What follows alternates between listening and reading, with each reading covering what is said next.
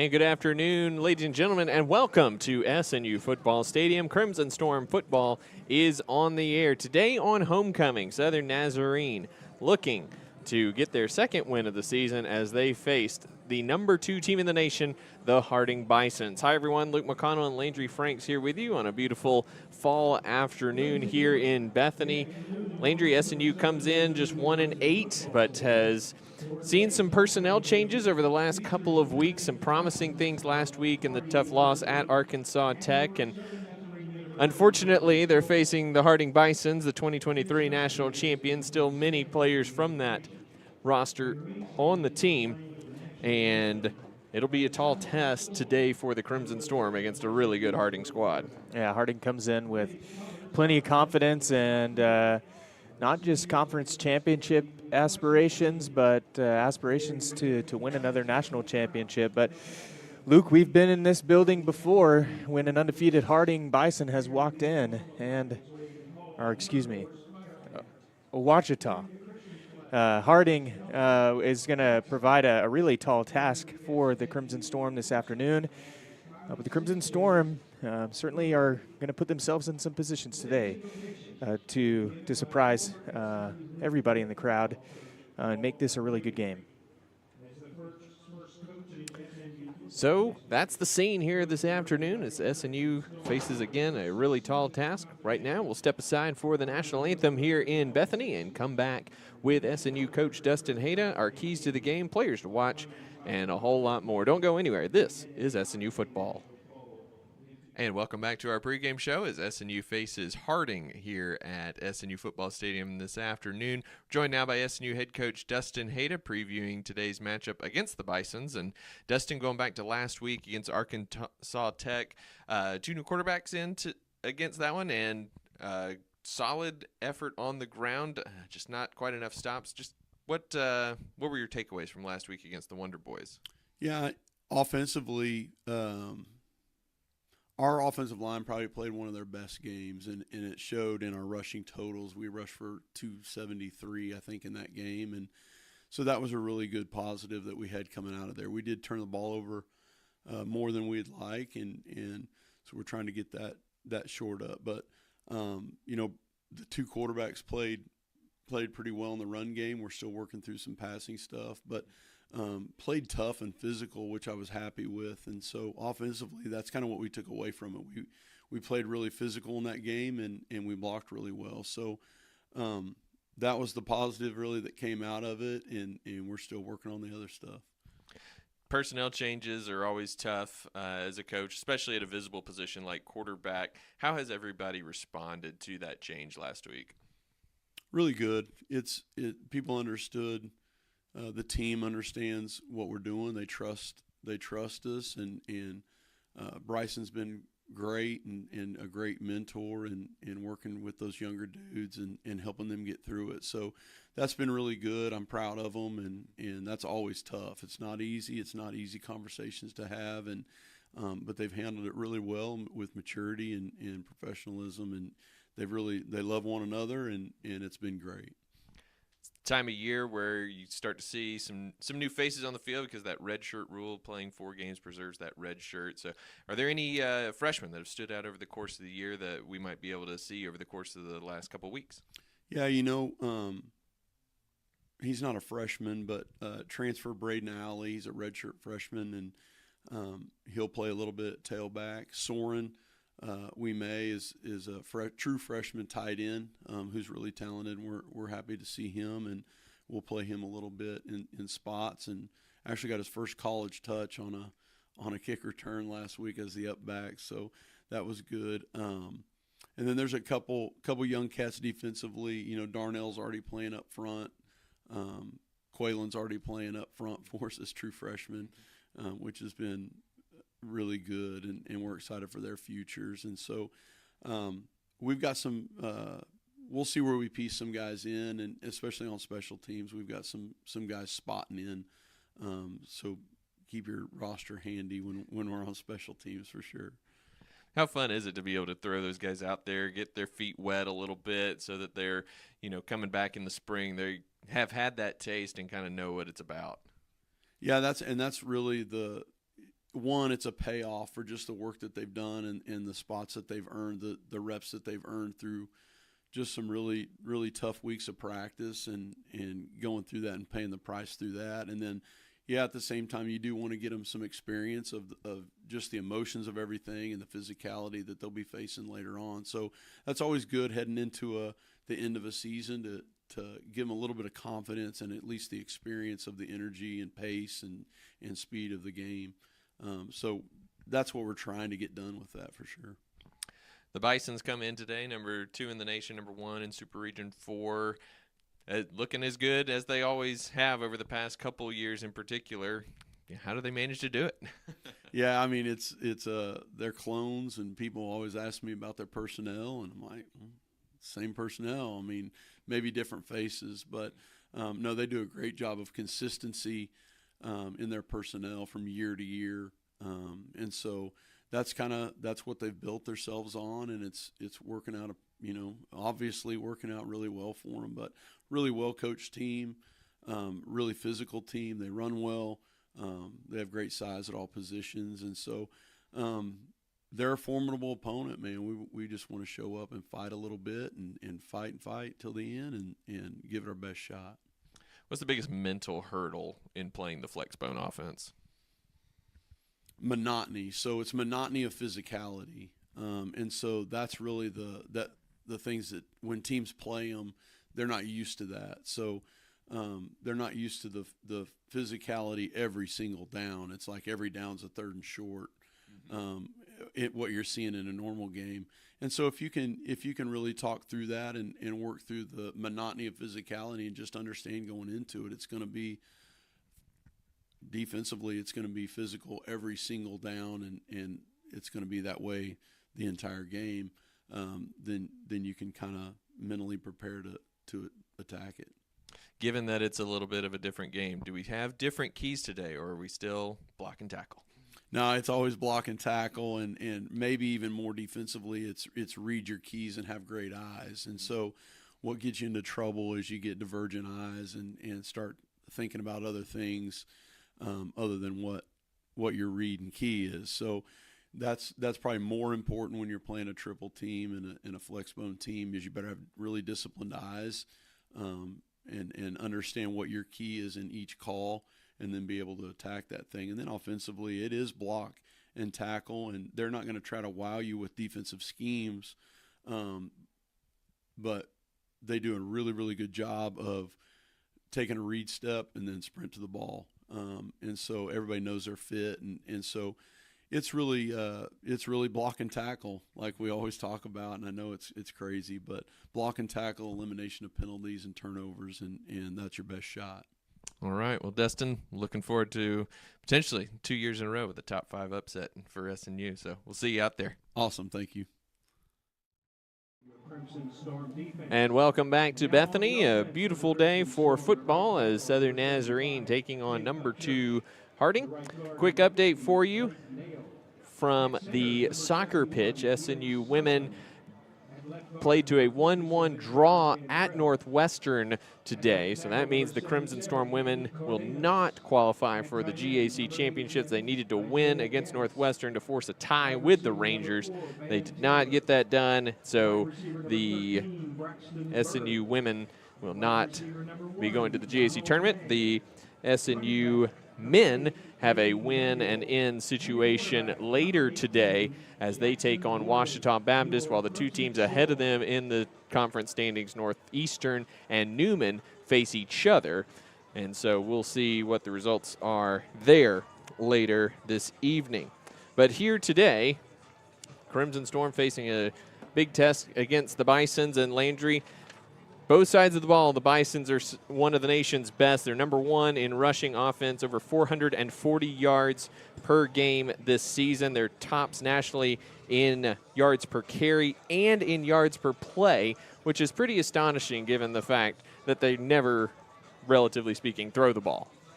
Yeah, it's quite amazing what they've been able to do with this offense that – on paper, you have a team running the flex bone, and it's going to be heavy run. You know what you're in for, but you don't always expect this team like running an offense like this to be averaging such high numbers in the rush and in the pass. I mean, they're a really dynamic team, and there's a reason that they're at the top of the GAC this year.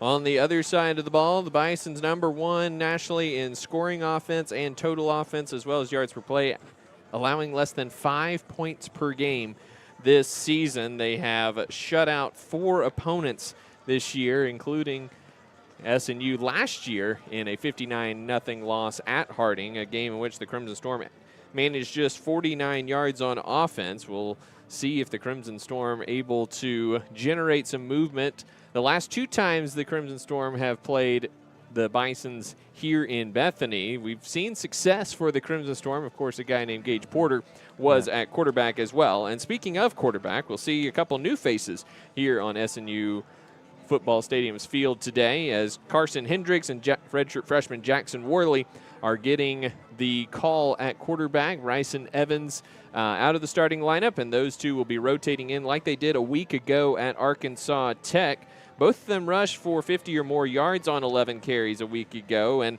Coach Hayda just needing to see a change. And like he mentioned in our pregame conversation, those are hard conversations to have when you remove a starter and put somebody else in, but for the betterment of the team, sometimes those things have to happen. Yeah, and certainly Bryson's been a tremendous player for this program for a long time, and I think those are never easy conversations you have to have as a head coach, but you're also trying to help this offense out, and we're going to see, I think a fair share of both Jackson and Carson today. One of them has an opportunity here against this Harding defense to really take the bull by the horns and establish themselves as not just the starter for this season, but potentially the future starter for this Crimson Storm offense. Hendricks, the junior out of Owasso, Oklahoma, has been with the program several years, and this is an opportunity for him, just well-deserved with the work that he's put in over his time in Bethany. And then Jackson Worley, a guy who has a lot of potential, 6'3", 215 for Worley. He's a bigger guy, can sling it, contrary to what the numbers showed last week, couple drops and just tough situations for Worley against Arkansas Tech. But Coach Hayda is excited about what he brings to the table, and getting him those game reps now will pose good things for spring ball and the future for Worley. It's certainly going to benefit them in the future to get some reps here, but the real opportunity they have in front of them is not just to think about the future, but to think about today and the chance that they have to really solidify their future on this team in their play. And it's really, Luke, you mentioned it, it's going to come down not just to the quarterback play, but also just wide receivers being able to hold on to the ball. Lots of drop passes this year. It's kind of been a theme. And, those are mental errors. Those are correctable errors, and certainly something they've been coaching up this week and every week. But if there's some consistency and some of those drops, this offense can really get moving. We've seen it in some of the games this year when they have good drives. Their wide receivers are catching passes. Their quarterback play is fine-tuned, and certainly hope to see that this afternoon. On the other side of the ball, the Crimson Storm defense is going to be facing a tall task in general, but just the play-in, play-out difficulties of facing this Harding Bisons team. You heard Coach Hayda in the pregame.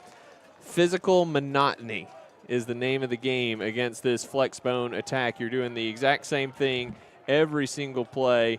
You have to be really physical every single play, even if the ball comes nowhere near you. You still have to be prepared for that, and that takes a lot of discipline that this defense is going to have to show today. Yeah, and a lot of times when you play an offense that is got such a unique scheme, you kind of have to cater your defense in large portions to their scheme. So you don't want to give up what you're doing entirely, or your defensive identity, but it means your assignments, your gaps, what each individual player is doing on each individual play is different. And what Harding does well is it's like watching a math problem unfold.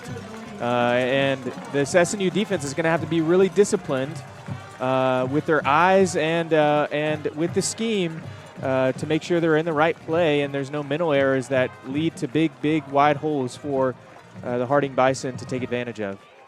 Two of those tasked with that will be senior middle linebacker Carter Brock and safety Elijah Simons, both in the top 5 in tackles in the conference and top 25 nationally in tackles. Brock having a great year, 87 tackles, 3 sacks, and Simons 84 tackles in his first year as a full-time starter for the Crimson Storm.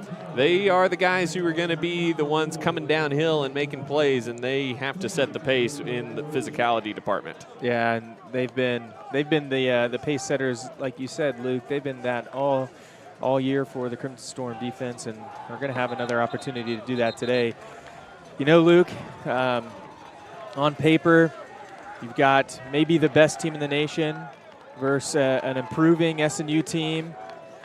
But like I mentioned at the beginning, we were here, Luke, when just as good Ouachita Baptist team came in here on a Thursday night and got upset.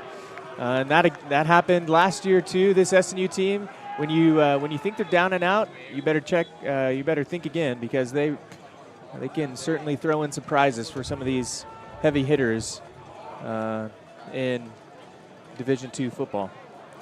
68 degrees is where you're set for kickoff as Magnus Lepak set to send this one away. Donald May and Karomo Collins back deep. The wind has officially shifted here in Bethany. Solid 20-mile-an-hour wind out of the north now as the cold front moves in. Gusting up to 30. It'll be that way all afternoon, but still a gorgeous day, gorgeous temperature, and we're underway as Lepak sends this one with the wind through the end zone, and that is where SNU will start 1st and 10. And the Crimson Storm generating energy early on the sideline. Let's see if that can carry over on the field as well. We'll see who comes out first here for the Crimson Storm offense. It'll be the redshirt freshman Worley out of Kiefer, Oklahoma. 11 carries, 62 yards a week ago. And Caden Manuel will be the running back today. No Caden Barron. Yeah, and SNU comes out too wide to the left. Donald May lines up to the right of Worley in the backfield. Worley gives to Manuel, runs over a man in the hole and carries out to the 28-yard line. That was number 92, Bryce, rushing the defensive tackle with the takedown there. And Cade Manuel, former quarterback, has been running the Wildcat for the last 2 years for this Crimson Storm offense. Going to get the start here today. Just keep that in the back of your mind. You always gotta have a couple gadget plays in your back pocket against a good team. And Cade Manuel not afraid to throw the football as a running back. Worley fakes the give to May. Right up the middle he goes, across the 30, all the way up to the 35-yard line. That's enough for the first down. As the Crimson Storm pick up 10 yards on 2 plays. Yeah, and it's been, it seems obvious, Luke, the coaching staff has communicated to the players on the sidelines, you're bringing the energy today. It's a party down there.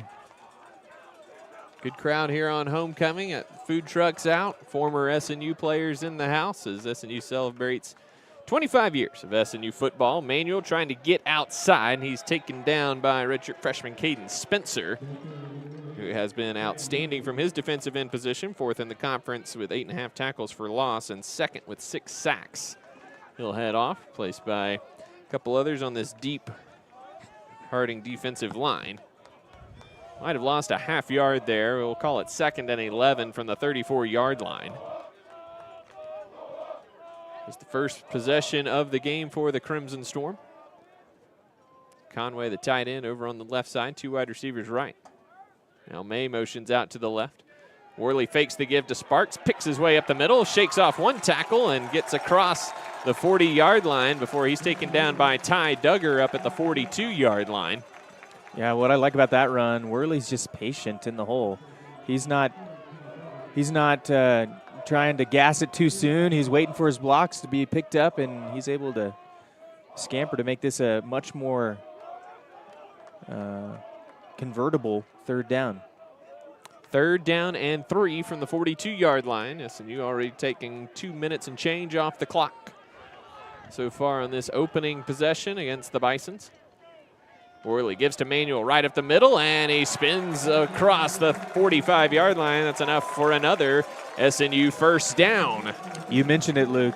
Not only are they getting first downs on this drive, but they're taking time off the clock. And how do you beat Harding, who likes to do the same? You got to take time off the clock, and you got to end drives with touchdowns. The Bisons just 4th in the conference this year in time of possession, and that is a testament to the explosive nature of their offense this year. Just have not been able to hold the ball long enough. Pass dropped by Bird on the bubble screen. That has been a significant issue for the Crimson Storm wide receivers all year long. Yeah, we talked about it in the pregame, but yeah, it's just a mental error. You got to have those things cleaned up, and Bird has been great all season. He's really performed well, but you know, he has space to run. He knows he has space to run. He just gets his eyes up before he brings that ball in. 2nd and 10, 12:06 to go first quarter. 3 wide receivers to the right. Worley fakes the give to May, trying to get outside, and he's tracked down from behind by Spencer. And he will suffer a 2-yard loss back to the 44-yard line, brings up 3rd down and 12. Yeah, great individual play there by Spencer, who seems to come from the other side to make the play. There was plenty of green grass for Worley to run, but Spencer tracks him down. 3rd and 12, 11:35 to go, first quarter. Opening possession for the Crimson Storm. Picked up 2 first downs. Need the 44 of Harding for a first down here, and we might see our first pass of the day. SNU going into a stiff north wind here in this first quarter.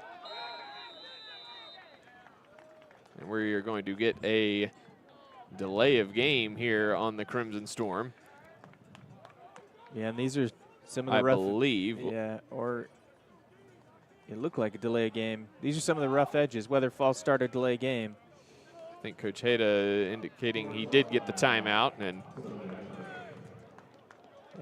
center judge saying that he did, in fact, get that.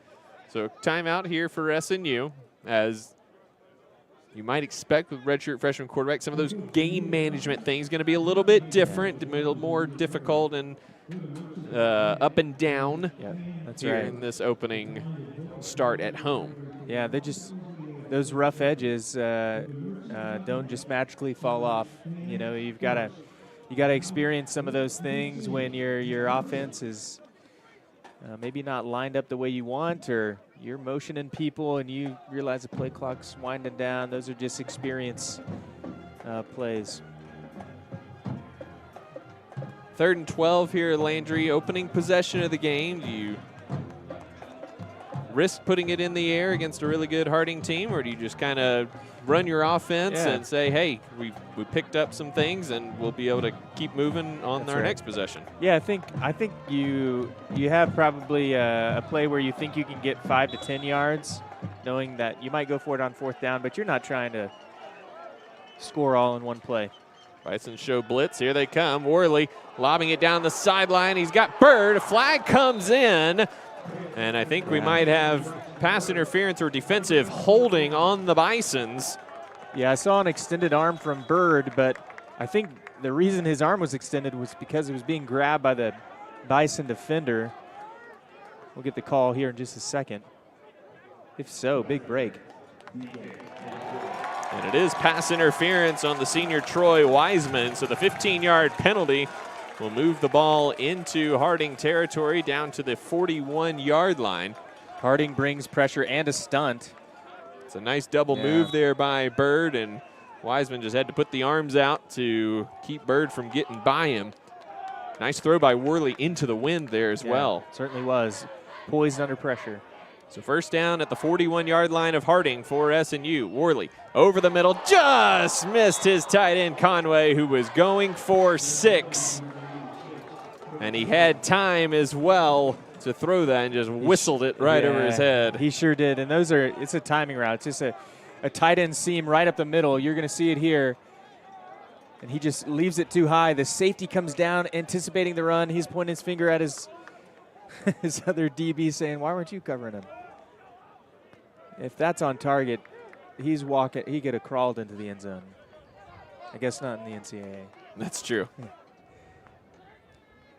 2nd and 10, Worley trying to go around the right side, gets away from a tackler, skips it through another one, and he gains 9 before he's finally taken down by Deion Campbell. I actually give him 8 down to the 33-yard line.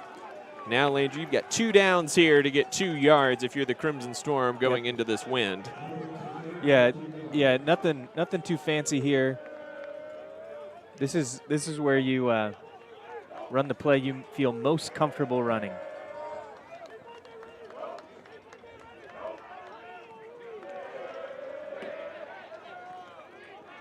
Third and 2, ball on the right hash. 2 wide receivers right, 1 to the left. And a false start is going to gift SNU another chance here as that snap went awry. Yeah, bailed out by that false start.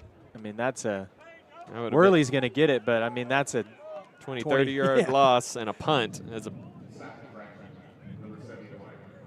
And instead, it's just going to be a 5-yard penalty and make it 3rd down and 7. Yeah, there were probably 5 people not set when that ball was snapped, but yeah, this is a trickier play. 3rd and 7. You're still thinking probably 2 down territory here into the wind, but your playbook shrinks quite a bit. May comes in motion to the near side, and the timing was off, and May started heading toward down the field and gets called for the false start. Yeah, you can't turn your body upfield, then run forward. That motion. So from 3rd and 2 to 3rd and 12, just like that. And now a totally different situation here. 10:20 to go, first quarter. Crimson Storm have picked up 2 first downs and then picked up a 3rd courtesy of a pass interference on a similar 3rd and 12 situation. Coach Hayda's called 3 plays and not one of them is run yet. Worley takes a snap, rolling to his left. Now sets up, fires it back toward the sideline, and just threw that one away. Yeah, it was past the line of scrimmage. Was he out of the tackle box? That's what they're talking about now. I think he was. He was absolutely out of the tackle box, and he threw it to the far side of the field. Yeah, and that's a tight end screen they have set up. He looks back to his tight end, and it's just a mess of gray and white jerseys, and Worley wisely decides to launch that one into the Harding bench.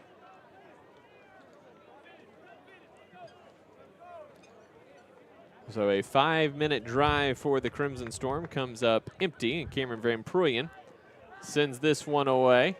It lands at the 17, takes an SNU bounce down to the 13-yard line, and that is where the Harding Bisons will take over 1st and 10 on offense. 9:41 to go in the opening quarter, so SNU takes a bunch of time off the clock, moves the ball pretty well, all things considered. Just a couple procedural penalties putting them behind the sticks on that 3rd down. Yeah, if they get those cleaned up, you know, they start before the penalties. They're at 3rd and 3 on the opposing 35-yard line. They're in great position. Got to have those mental errors cleared up. Now we'll get the chance to see this SNU defense and how they manage this powerful Harding offense. Keelan gives to fullback Andrew Miller, and he's taken down right away. Brandon Hobbs snowing under him there after a gain of 1 to the 14. So, real selfless play there to get that low. He does make the tackle, but he's probably going to do that 100 times today and help his linebackers be able to make the play. 2nd and 9. Cole Keelan is the quarterback, the senior out of Harrison, Arkansas. This is his 50th start for the Harding Bisons. Just a little bit of experience. One of two making their 50th start today. Clark Griffin, the linebacker, making his 50th start for the Bisons as well. Keelan fakes the give to Miller, pitches it outside. It's bobbled and taken down in the backfield is Christian Franklin. Loss of 1 back to the 13, brings up 3rd and 10. Yeah, there's plenty of energy on this sideline right now, Luke. Looks like a brand new team out there in a lot of ways. Big 3rd down, got to stay disciplined. They truly will run or pass on a 3rd and long. They won't throw it a lot, but when they do, it's going to be for a big chunk over the middle. 3rd and a long 9 from the 13-yard line. Pitch outside to Braden Jay. He'll step up and throw. He's got a man wide open, and he overshot him.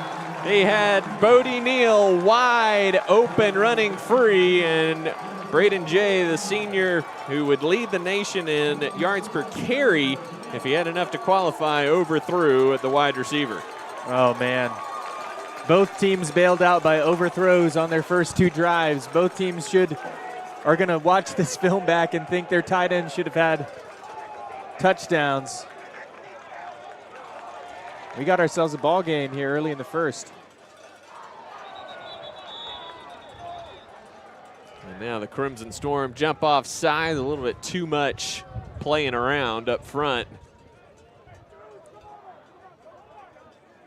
Trying to cause a false start, but instead go offside themselves. Crimson Storm have gotten close on a couple of punts this year and have blocked several field goals and extra points. Just trying to make a little bit too much happen there. Yeah, now they've got to stay disciplined and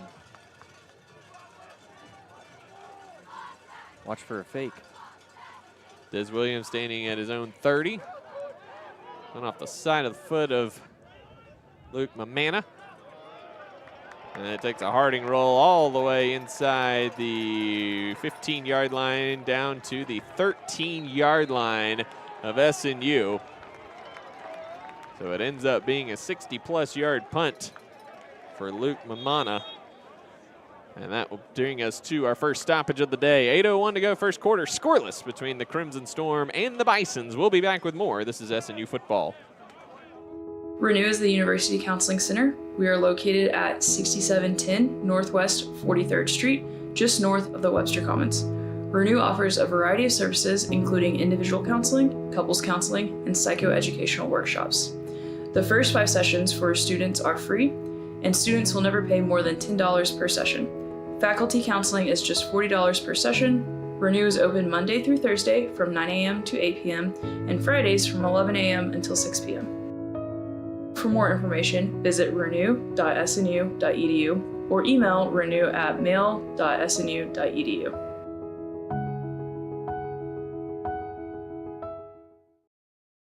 Being a champion takes more than talent, more than the perfect pass, more than using your head.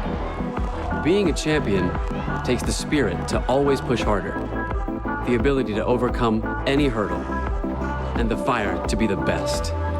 Welcome to Division II, where the pursuit is yours to create. And the question isn't, can you do it? It's, will you?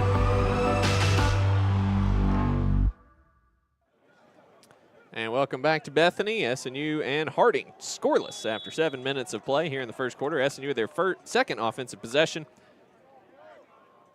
And the give is to Caden Manuel. Finds a hole, breaks through, crosses the 20 to the 21-yard line. Gain of 8 on first down for Manuel, the sophomore out of Sealing, Oklahoma.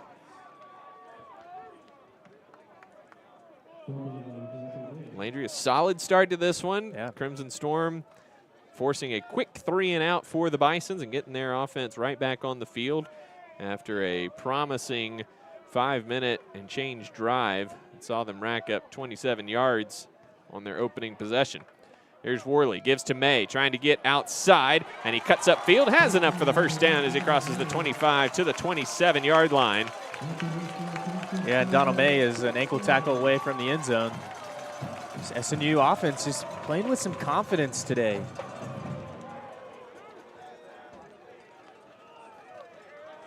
Yeah, like you said, Luke, certainly a promising first drive, and missed touchdown and self-inflicted wounds slowed them down, and have an opportunity here to continue that forward momentum. Here's Worley dancing around, patiently finds a hole, and he carries Harding Bisons all the way up to the 34, 33-yard line is where they'll give him. So another 6 yards for the redshirt freshman Worley. Clock continues to move here in the opening quarter, down to 6:30 to go in the period. As SNU getting that little bit of a boost from the personnel change at quarterback here in the opening quarter in Bethany. Yeah, just playing with a bit more enthusiasm out there. Here's Manuel, sidesteps one defender, and he's taken down at the line of scrimmage. Might have given him 1 to the 34. He'll bring up 3rd down and 3.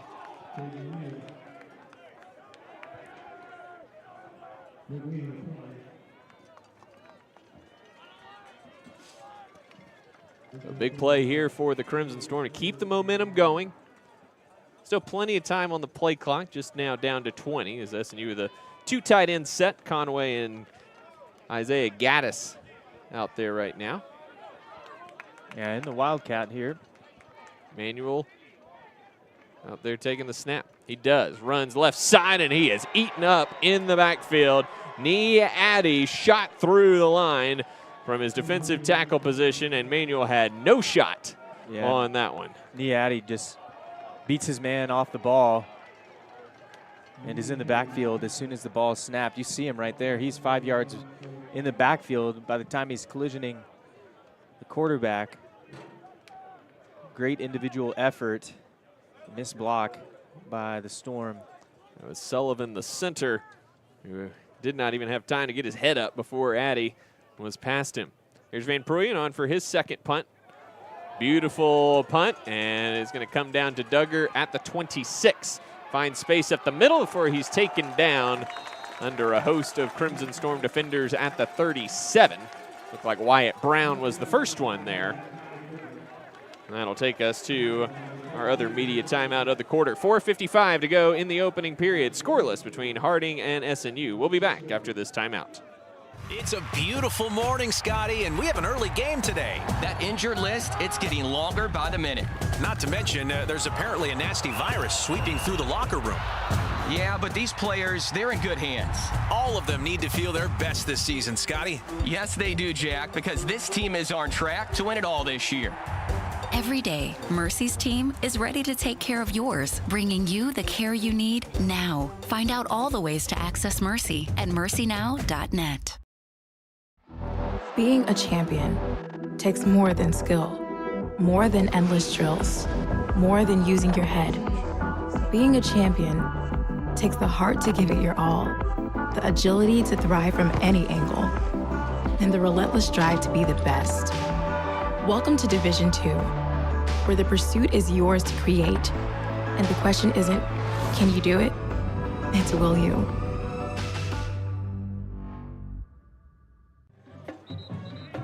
.455 to go in the opening quarter. We are scoreless here in Bethany. Quick check on the other games today. East Central's at Henderson State, Southeastern at Southern Arkansas, Ouachita out in Weatherford against Southwestern. Arkansas Tech is at Oklahoma Baptist, and Arkansas Monticello making the longest drive in the conference to Alva to take on the Rangers of Northwestern. Second possession of the game for the Harding Bisons. They check to the sideline. Keelan up under center. Takes a snap, gives to Miller. Finds a gap, breaks through, and he's got a gain of 9 out to the 46-yard line. Miller having an outstanding year, 7th nationally in rushing yards coming in, 1,051 yards, and 15 touchdowns as well this season. Bit of a different look from Blake Delacruz, who we've seen the last several years. Miller, 6'1", 225. Past fullbacks we've seen of Harding more in that 5'9", 5'10 range. And Miller a lot bigger than those guys. Yeah, and pretty quick, too.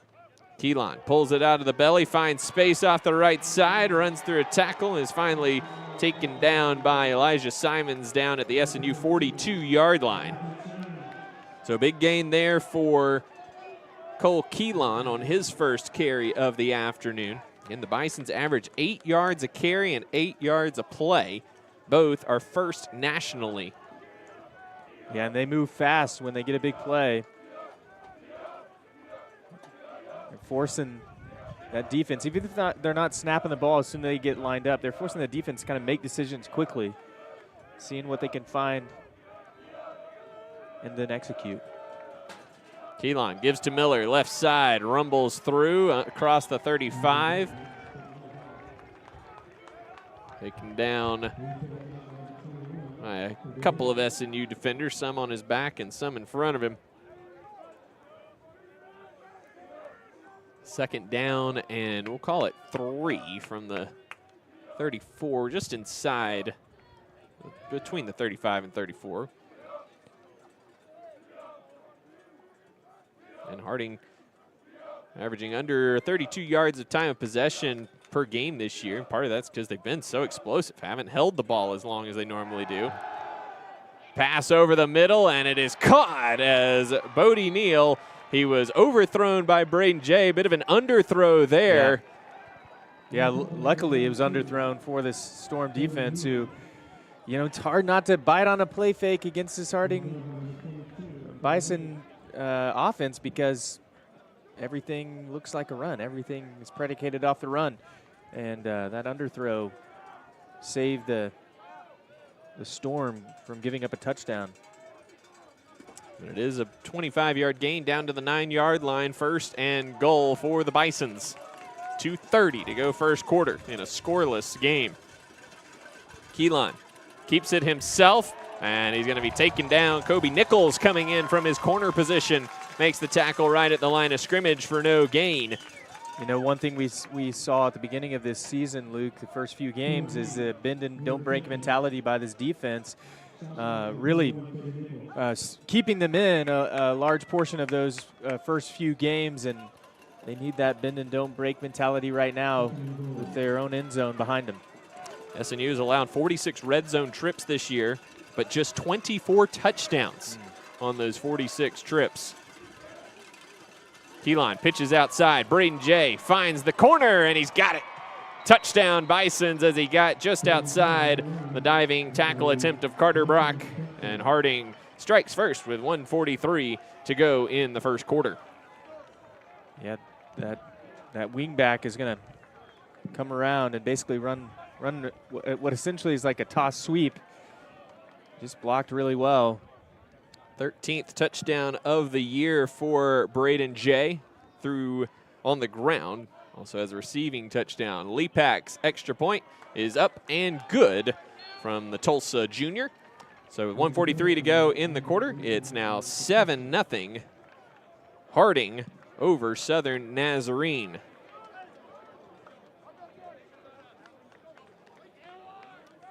That looked a little bit more like what we expected, but going to the pass early for the Bisons. Couple passes already here in the first quarter for Harding. Yeah, and one from a wing back, one from the quarterback. And yeah, the SNU defense is playing well. That drive was maybe kind of classic Harding drive right there, kind of variety of runs. But the defense has put themselves in positions to make some plays, and certainly the offense has too. You just need some of those things to come together for this SNU Crimson Storm football team.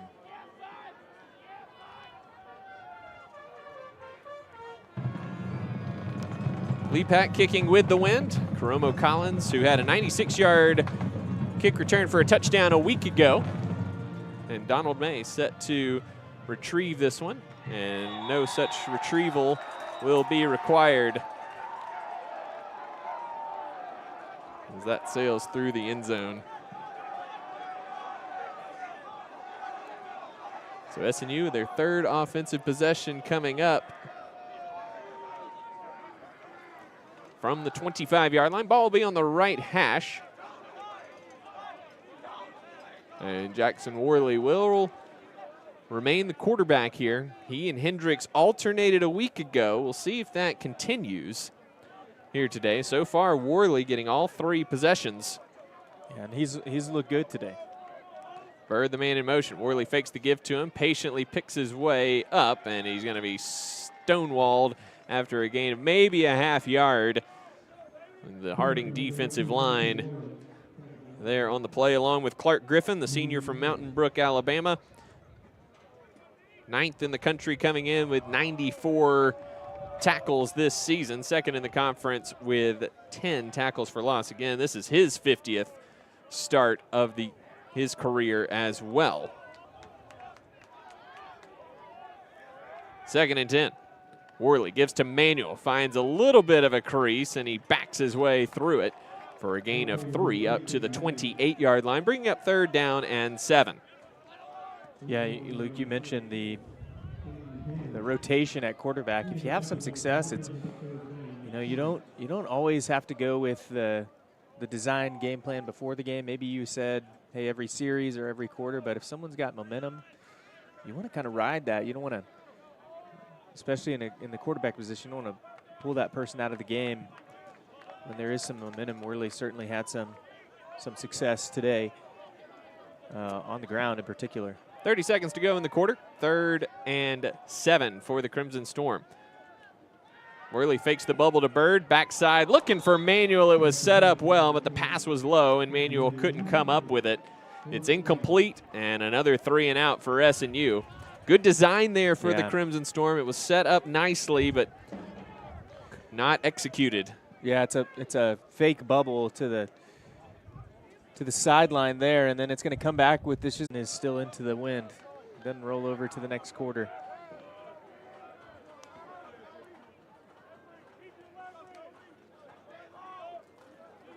Luke,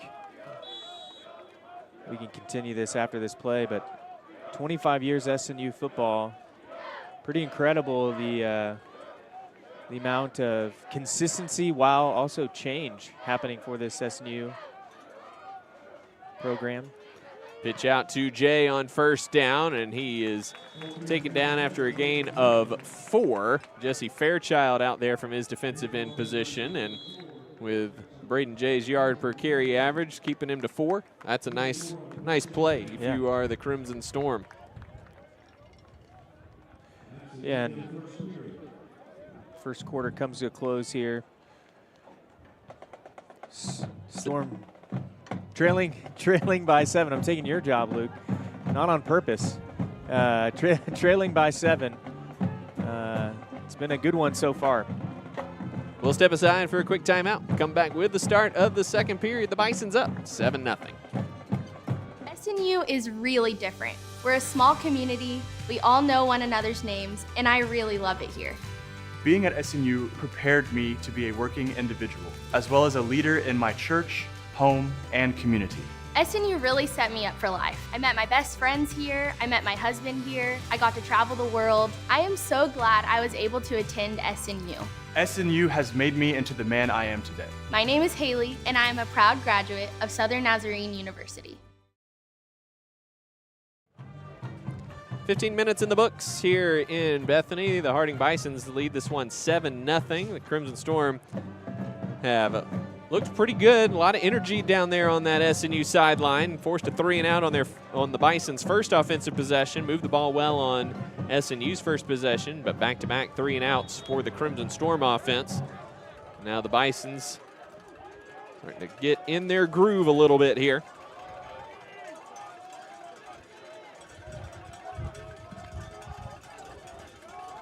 Bisons with a offset look here. An extra lineman on the left side of the line. The give is to Andrew Miller up the middle, or around the left side, I should say. Gets knocked down at the 44. Carter Brock in on the tackle along with Hobbs. And that'll bring up 3rd down and 2.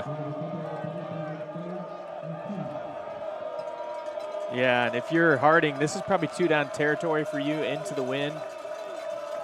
I wouldn't be surprised, Luke, if we do see one of those very rare passes.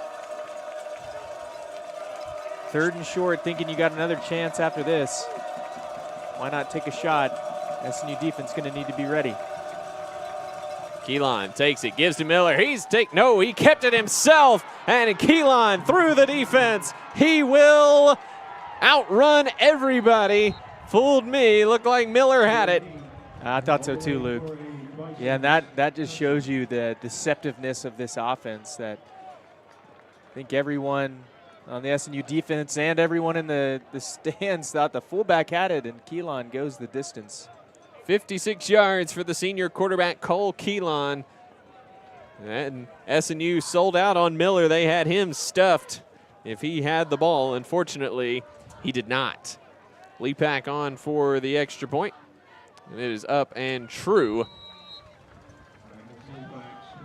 And so our new score, 49 seconds into the quarter, is Harding 14 and SNU 0. And Landry, that's kind of that monotony that you have to deal with on a play-by-play basis. If you're the Crimson Storm defense, you did everything right. That's right. And yet just a quick pull and find a crease, and Keelan was gone. Well, and two, you know, I would imagine that each defensive player has a run responsibility. So if you're a linebacker this week in particular, instead of maybe reading what you would do is read the guard or read the flow of the offensive line or the running backs. This week you're just like looking at, okay, my guy is number 7. Every play I'm going to tackle number 7. And it's really easy when you think the ball is handed off to someone else. You're just naturally going to throw yourself into a pile, and then all of a sudden your guy is running the opposite way.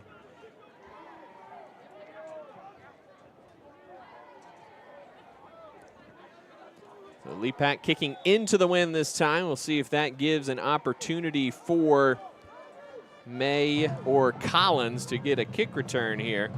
I'll just keep an eye on the upbacks, Anthony Cox and Soren Umet.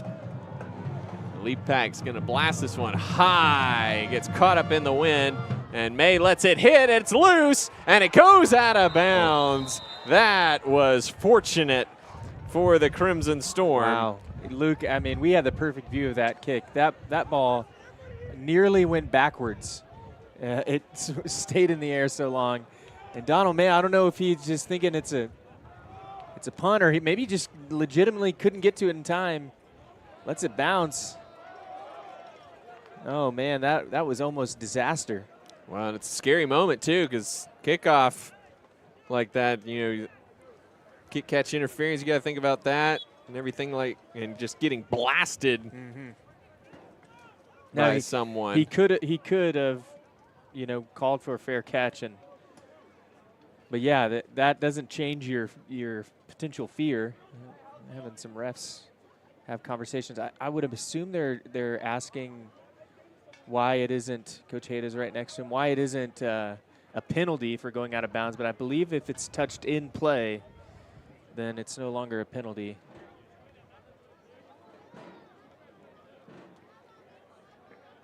Carson Hendricks getting his first action today. So 3 series for Worley. Now Hendricks out there at quarterback.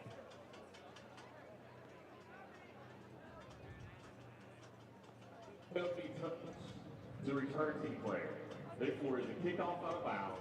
Ball is 5 yards. That's 5. First down. Okay, so they said that it did not touch the return player. And so since it did not touch the return player, it is a kickoff out of bounds since it was only touched by the Bisons. So SNU will get it 1st and 10 at their own 35-yard line as opposed to the 26, which is where it was spotted initially. Give Coach Hayda those bonus yards for making that argument to the officials. Helps to know the rules. Speed sweep to Donald May. He runs through the tackle of Zach Valkersel, and he gets 5 up to the 40-yard line. Good pickup on 1st down on the jet sweep there by Donald May. Yeah, and they've had certainly some success on the ground today, and certainly some drives that have been more promising than others, but not able to convert on those downs they really need to, or there's a penalty that's kind of slowing them down. Hendricks fakes it, running right, gets upfield, is crushed at the line to gain. Let's see if they give it to him, and they will, to the 45-yard line. Another 5-yard pickup for the junior from Owasso. It'll be a first down for the Crimson Storm. That was a tough run for Hendricks. He's coming out, going Wildcat, potentially. Looks like it. They're saying. Well, the officials are saying it's a first down. Okay, still going Wildcat. Everybody was trying to. I think Coach Hayda initially thought it wasn't. Yeah. Now the play clock never got reset either. So you got to go Wildcat whether you want to or not. And now Coach Hayda is wanting the officials to deal with it, but Coach Hayda is going to have to burn a timeout. He wanted a bumped play clock, but I don't know if there is a bump. There should have been. There probably should have been, because there was complete confusion on what, because the down marker still said third down. It wasn't clear for if it was a first down or not. Which is the SNU men's basketball team over there running the chain gang. So that's right. Not necessarily their fault that the officials aren't being super clear on whether that was a first down or not. Yeah, the two line judges certainly were signaling the first down, but I don't think any of the other officials were. Yeah, the referee definitely never gave a first down signal. You know, they give those kind of like discreet little first down signals as line judges, but yeah, you need that head referee to use that whole arm to make it clear. Sometimes even then it's not super clear. Yeah.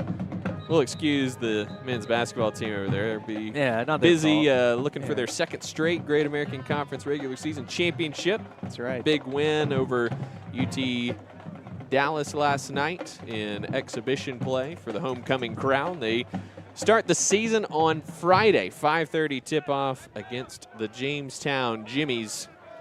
Come out and check out the number 20 team in the nation, the Southern Nazarene Crimson Storm.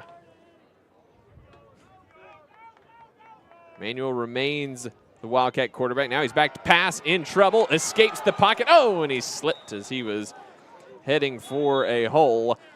Well, lost helmet by Oluwayimi. Yeah. He'll have to come off. That should, yeah. I love the effort. That should be a penalty. He maintained effort through that play. He's trying to put pressure on the quarterback without a helmet. I'm not saying it's a good rule, but it is a rule. But that's true. I think if he had been a part of the tackle, then the flag would have come in. You thank Jason Witten for that rule, I believe. I believe so as well. 2nd and 11. Hendricks back in, gives to Manuel. He's met in the backfield by number 35 for the Bisons. That is Caleb Walker, redshirt freshman out of Humboldt, Texas, coming in from his DN spot. And that will be no gain, makes it 3rd and 11. 3 minutes gone by second quarter.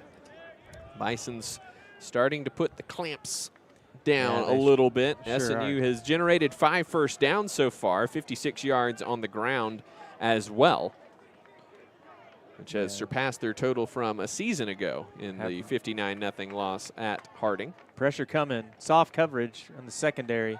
Hendricks flings it out to Conway on the far side, battling with a couple Bisons, and he's belted out of bounds.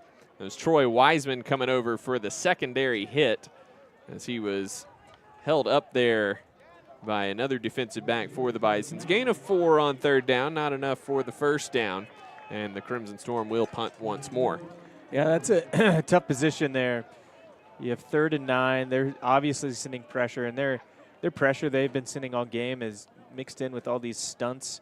So they're kind of switching inside, outside from that D-line. But it doesn't give you much time as a quarterback to make a throw that would take advantage of the soft coverage. Van Proyen gets this one up in the wind. It hits in the end zone for the touchback. And the Bisons will take over 1st and 10 at the 20 with 11:18 to go in the second quarter. Timeout on the field. 14-0 Harding with the lead over Southern Nazarene on homecoming. This is SNU football. In NCAA Division II, student athletes leave a lasting impression on their communities. That's because Division II student athletes want to make a difference and truly be part of their surrounding communities. Through community engagement, thousands of student athletes from various backgrounds interact with community members who view them as role models. This interaction leaves a positive and perhaps even life-changing impression on all those involved. In Division II, we rise to the opportunity and make community engagement ours. Renew is the University Counseling Center. We are located at 6710 Northwest 43rd Street, just north of the Webster Commons. Renew offers a variety of services, including individual counseling, couples counseling, and psychoeducational workshops. The first 5 sessions for students are free, and students will never pay more than $10 per session. Faculty counseling is just $40 per session. Renew is open Monday through Thursday from 9 a.m. to 8 p.m. and Fridays from 11 a.m. until 6 p.m. For more information, visit renew.snu.edu or email renew@mail.snu.edu. Bisons with the football and a 14-point lead with 11:18 to go here in the second quarter. Ball right in the middle of the field at the 20-yard line. Cole Keelan under center. Inside give, looking for Jay, and he slipped down in the backfield. That wasn't going anywhere anyway, as Carter Brock was ready to meet him in the hole. It's a loss of 2 back to the 18-yard line. Yeah, you're right. Carter Brock has got that one read all the way. Sound gap responsibility there by this defensive leader.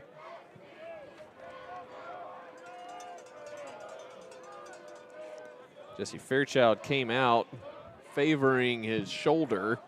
Mason Innan replaces him along the defensive line. So 2nd and 12 for the Bisons. Keelan pitches it outside, looking for Franklin, and he is going to be taken down. Good job by the Crimson Storm stringing that out. Kobe Nichols got him around the ankles. Just a gain of 3 up to the 21, brings up 3rd down and 9. And the defense imploring the crowd to make some noise here in Bethany. Yeah, the Bison don't often get credit for how well they block. But if you can shed one of their blocks, you're going to be in a good position to stop the play before it starts. Case in point on that last toss by the Bison, stopped by this SMU defense, getting off blocks. 2 wide receivers here for the Bisons on 3rd down. Keelan back to pass, quick hitter, and he's got Bodie Neal. He's going to be short of the line to gain. It's 4th and 1 at the 29-yard line. We'll see what the Bisons do here. They're going to leave the offense on the field. Big tight end Isaac Gray, 6'2", 80. Onto the field here. 4th down for the Bisons from their own 29-yard line. They need the 30. The give is to Miller. Met in the backfield, but he kept his feet and he's got the 1st down. Yeah, great effort by Miller. It was right there in the backfield. But he's able to somehow hop on 1 foot and get the yardage he needs. We're going to see it again here. He's going to get collisioned well before the line of scrimmage. There's Emmanuel Obina. Obina's going for the football too, just right there. And how do you respond if you're this Crimson Storm defense? 9 minutes to go in the quarter. 1st and 10 Bisons. Keelan keeps it around the right side, got off a tackle and gains 4 up to the 36-yard line. SMU making the Bisons work a little bit. We had the 56-yard touchdown run by Cole Keelan, but nothing else beyond 9 yards so far for Harding, including a couple of negative plays as well, which the Bisons put up a lot of yards, and they do it because they rarely go backwards, even with running the ball 40 to 50 times a game. Keelan gives to Miller. Bina's all over that one. Excuse me, that was Josh Strickland, the backup fullback, who was in for that play. Just a 2-yard gain up to the 38-yard line and brings up another 3rd down and 4 situation here for SNU's defense with 8 minutes to go in the quarter.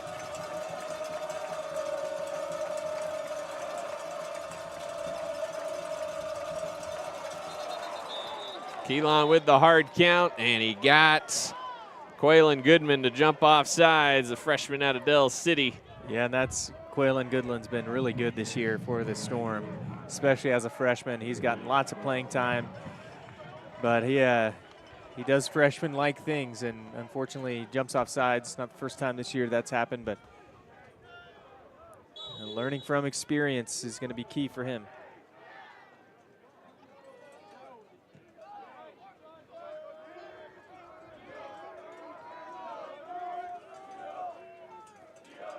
So the first down via penalty for the Bisons. Pitch outside Franklin. SNU in the backfield. Franklin able to make chicken salad out of chicken something else there. Yeah, Gains one up to the 39-yard line. Mason Innan with good penetration there from that defensive tackle position. Yeah, we'll see it here, and they're just gonna. This is good by the SNU defense. You're just gonna stretch that play as much as you can to the outside. My mistake, that was Brandon Hobbs in the backfield. Towards the sideline. I mean, you're gonna find lots of support if you can get him towards the out of bound. You got a free defender over there. 2nd and 9 from the 44. Keelan back to pass. Has his man Bodie Neal open, and he's tripped up by Elijah Simons in SNU territory down at the 36-yard line. Yeah, it's those seams, Luke. You talked about it in the pregame. They like to find those open routes in the seams, and every pass they've thrown today that's been completed has been right on the hash line. Well, the variation on that one was how they sent somebody on a wheel route. Yeah, that's right. And that allowed Neal to come inside, so you put the corner kind of on an island there. Yeah, and you have to make a quick call. You know, you have to be committed to the run. Keelan outside to Braden Jay, hits the gap, and he's gone. Braden Jay, his second touchdown of the day. This one from 36 yards out. And Jay, who came in averaging 14.5 yards per carry, has another big one. Yep, just a triple option out of the flex bone. Looked like Jake Wright got caught a little too far inside on that one, and that was a wide alley for the senior out of Cabot, Arkansas, to cruise in with his 14th rushing touchdown of the season. Extra point up and good from Magnus Lepak. So with 6:18 to go in the quarter, it's now 21-0. The Harding Bisons on top of Southern Nazarene. Once again, Landry, the Bisons' explosive plays have been the backbreakers here this afternoon. 56-yard touchdown run, that a 36-yard touchdown run. A couple of the 26-yard pass to Bodie Neal, but in between the hashes, SNU's done a pretty good job. Yeah, this is certainly the best they've played in a couple weeks. I think just in emotion and passion out on the field. But yeah, they've had opportunities, but this is what this Harding team does. They lull you to sleep, and they get you when you aren't paying attention. It seems like all of a sudden they have 3 touchdowns in a game that feels pretty close. Luke, the SNU team is playing pretty well, but they've got to capitalize on some of the success they've had to get back into this game. They're going to need a drive that ends in and results in a touchdown. They're going to need defensive plays that don't stop on 3rd down, but carry on through 4th down as well. Lepak blasts this one again, gets caught up in the wind, but this one chases May back to the 5-yard line, trying to get outside, makes a cut, and he gets all the way up to the 25-yard line. So nice return there from Donald May. After, with it being caught up in the wind, it was a host of white jerseys down there, and he got to the outside and was able to pick up a good chunk on the return. So 1st and 10, SNU at the 24-yard line. Worley back out there at quarterback for SNU after Hendricks got a series. Worley rolls left, shovels it forward to May. Can he get the corner? Not quite, as Zach O'Day takes him down out of bounds, and that was a Brett Favre-esque like push throw there from Worley. That's right. I love the shovel pass. There's a couple reasons. I think we have Donald May, the ball carrier, I guess receiver on that play. He's down. Down on the far side of the field, and he's already hopped up to his feet, but favoring that left leg ankle area. Hard to say what happened. You have training staff out there taking a look at him.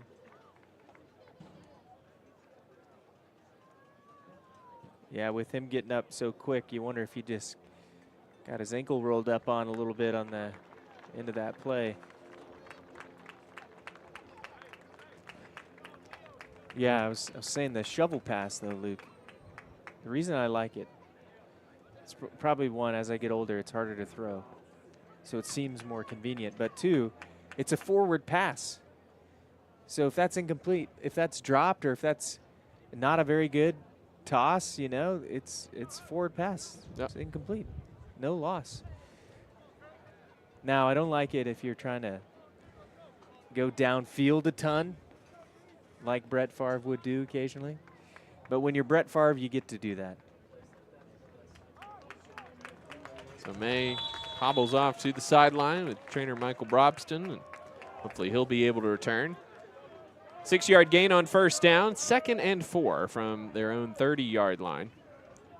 Redshirt freshman Jackson Worley captaining the offense today, gives to Devon Sparks on the sweep. Sparks takes on the Bison defender head on.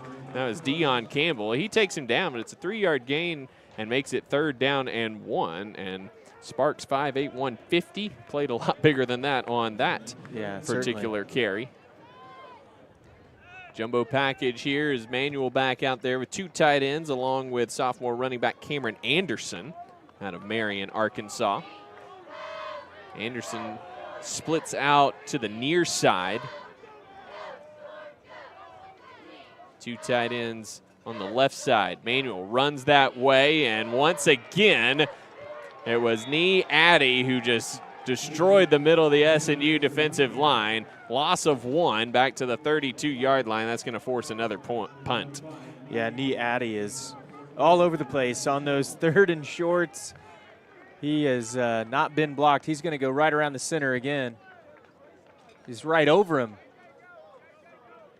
Stop that play before it even starts. Sullivan trying to pull left, and Addy just literally shoved him to the ground to get through that gap.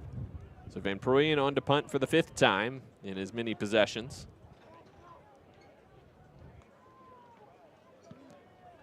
It's off a good one with the wind. Duggar fields it at the 18-yard line, heads right, and is crushed at the 27-yard line by Isaiah Gaddis.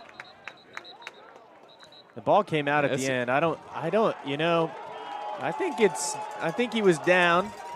There's certainly no indication from the official. There hasn't been an indication that the officials said he was down. Maybe he didn't have it. And now the back judge says it is Harding football. Yeah, we can take another look at it here. It did look like the scramble came after he's down. Let's see. He gets crunched pretty good. He looks down there. He looks like he has the ball there. And then there's where they come up after the ball. I don't think that one's one you want to review. No, probably not. So the Bisons with a first down at their own 27-yard line, 4:17 to go before halftime, with Harding leading this one 21-0. Bisons at 148 yards on the ground thus far. SNU averaging just 2.7 yards per play on 23 plays. Still ran more plays than Harding so far. Miller into the middle of the defense, and he's taken down by Drake Kilman after a gain of just 2. Give him the 29-yard line. Nice job by Kilman, the sophomore out of Lake Dallas, Texas. Yep. 2nd down and 8. 1st and 2nd downs. I think their touchdown was on a 1st down, but in general, especially on inside of Harding's own territory. The SNU defense has done well on first and second downs, but it's been the third down conversions that have really had this Harding offense rolling. Keeline pitches it on the run is Brandon Hines, and he's tripped up after a gain of 3 up to the 33-yard line. So it makes it 3rd down and 4 here for the Harding Bisons. Once again, a manageable 3rd down for this SNU defense, more than just a fall forward dive situation here.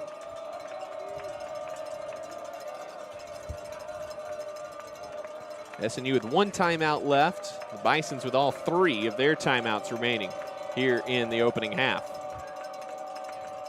Keeline takes it, gives to Miller, and he breaks through, and he's off to the races. What makes him so dangerous, and he's gone. 67 yards for fullback Andrew Miller as he broke through several SNU tackle attempts and took it to the house for the 3rd touchdown of at least 36 yards today for the Bisons. That's right, and one of the challenges of playing this Harding team is there's really no second or third level in your defense. You got your first level and hopefully someone else to clean it up if you miss. And when he broke through, there was nobody there to get him. Lee Pack's extra point up and good. So with 2:53 to go in the first half, our new score is Harding 28, Southern Nazarene 0. That's really the first big play that Miller has been able to break off today. But again, the wear and tear of that physical monotony we talked about takes its toll after a little while. It certainly does.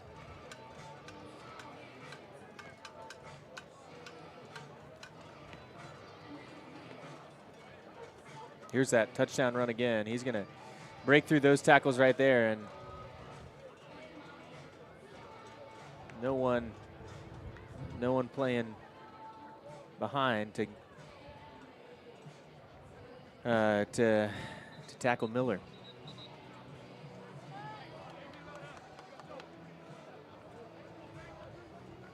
Certainly still plenty of time in this game, but going to need the offense to got to get some points on the board. Yeah, consistent drive here.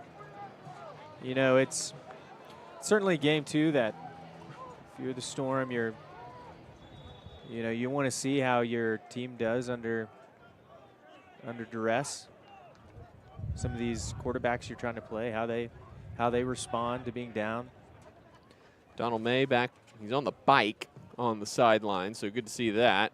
Devon Sparks is out there, high end over end, and that one bounces. It's loose, and it's still in bounds. I don't know who came up with it. I think SNU might have gotten on top of it, but it stayed in bounds, and SNU able to come up with it. That was the red shirt, or the freshman for the Crimson Stone, Soren Omit. Freshman tight end out of Dallas who came up with it at the 29-yard line to save the possession. Yeah, SNU stacks this near side to us with another kick catcher. So Harding just kicks the other way, which is easy to say, Luke, but harder to do. Here's Worley back to pass on first down, under duress, steps away from a couple defenders, but cannot find anyone open down the field, and Harding takes their first timeout with 2:37 to go after the 4-yard loss on first down. And that's one of those,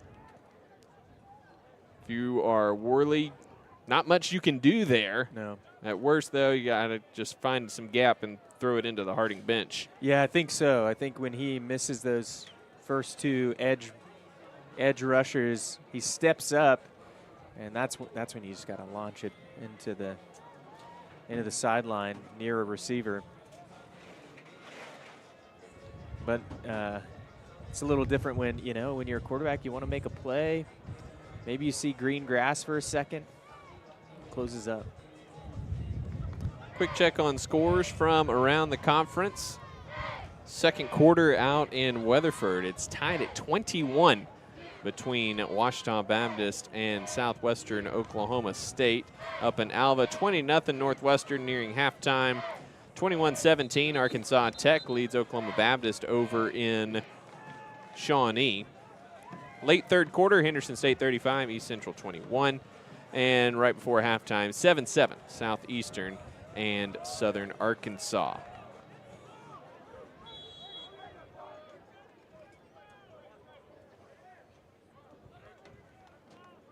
Worley fakes the give, goes right up the middle, and he's going to be taken down, getting back near the original line of scrimmage, taken down by Bryce Rushing. Last man off the bottom of the pile. So gain of 3 makes it 3rd down and 11, and Harding will take another timeout here with 2:21 to go. SNU is going to, I would imagine on 3rd down, going to run the ball again, make Harding use that final timeout.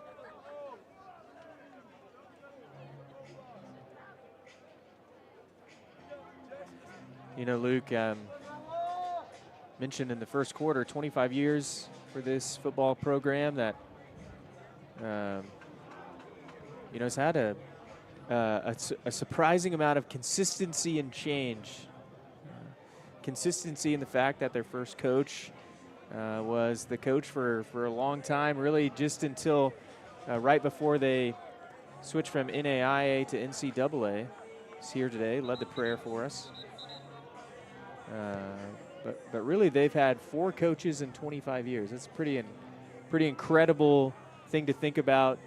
Had some real consistency in a lot of ways, but the change has been going from no football program to having one, and then, you know, really still in its infancy in a lot of ways, going from the NAIA to NCAA Division II. But the future's bright for this football program. 2 wide either side. Worley, straight drop. Now it's quarterback draw, and he is taken down. He'll be planted back at the 20-yard line by the Bison's Luke Janik. The linebacker coming in and getting off the block. Yeah, Janik denying any running opportunity for Worley there. Worley looked like he might have had a seam for a second, and Janik closed that up. And Worley having a conversation with the referee, didn't appreciate how he was tossed to the ground at the end of the play when the whistles were clearly being blown. So kind of like that feistiness a little bit from the redshirt freshman, being able to challenge the official, being like, hey, why did you make that call or not make that call? That's exactly in right. that situation. You know, I don't know if it's a penalty there, but I get his frustration when you gotta, when the play's over and then you're gonna finish through the tackle, especially on a quarterback through his shoulder. I mean, that's the kind of stuff that if I was a quarterback, I think I'd be equally as frustrated after that play. Again, I'm not sure it's a penalty or even a dirty play, but certainly could be frustrated. And yeah, for his first start, I think he's played pretty well. His reads seem to be pretty good, Luke. And decision making.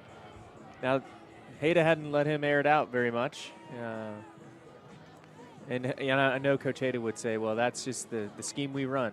You throw the ball when it's open or when the defender lets you throw it. But I think might be some conservative play calling. Yeah, against a defense that's forced 10 interceptions and has 21 sacks. Yeah. You can go a little conservative. Van Pruyen on to punt again. It's off another good one into the wind. Duggar has it at the 23, trying to create space, and he's taken down at the 31-yard line. Nice job there by number 82 for SNU. It's Nathaniel Williams, and little fisticuffs after the play. Harding faithful wanted a flag, but only because it was the Harding guy who hit the deck last. Yeah, I think it was both mutual tussling. It looked like that was Jace Evans out there mixing it up.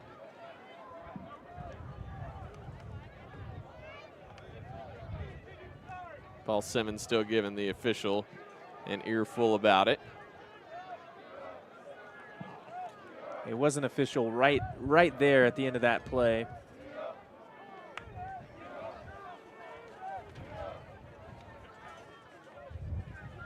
Both teams engaged there, so no big deal. 1:50 to go here in the first half. Bisons with 1 timeout remaining. And 69 yards away from the end zone.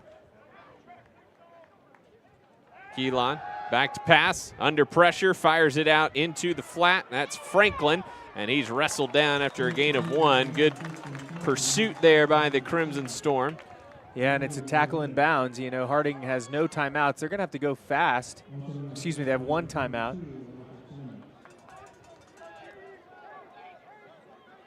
They're going to have to be choosy on when they want to use that. They got a long way to go, but like we've seen today, they can get yards in a hurry. Keelan pitches it out to Braden J, and he's going to be tripped up. Yeah, Inbounds is the call. Yeah, it looked like he did hit his knee down inbounds. Second half of his body fell down. They're going to give him the first down here. Yeah, they stopped the clock for the first down, but the clock will wind here. 1:09 and counting. A nice job by Seth Spruill. Stuck his arm out and held Jay up just long enough for reinforcements to arrive there. Keelan back to pass again. Fires it out. Franklin in the flat. That is incomplete. Yeah, Keelan never really set his feet there. He had a wide receiver open, but pressure's getting to him from the backside. Might have still had time to kind of square up and throw that in there. Brandon Hobbs and Fairchild on the pressure there.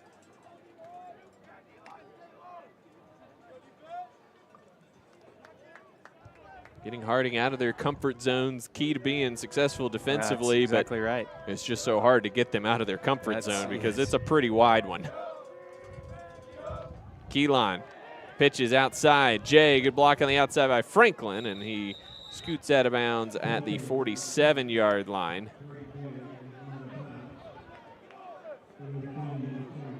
Fairchild coming off the field, trying to shake off a big hit. I think he was the one who delivered some wood on Andrew Miller. Yep, and they both kind of got up slow. I think he might be dealing with the stinger. He seems to be okay on the sideline. Yeah, not for lack of contact. So 3rd and 4, 47 seconds left from the 47-yard line of Harding. Keelan rolls out, fires it downfield, and he's got his man, Bodie Neal, in SNU territory at the 35-yard line. First down. Hobbs again in the face of Keelan on the backside.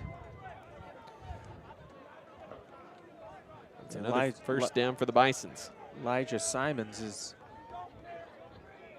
on coverage there, and I think he felt at least someone maybe coming over the top of him, and he kind of fades back into coverage. It leaves him open.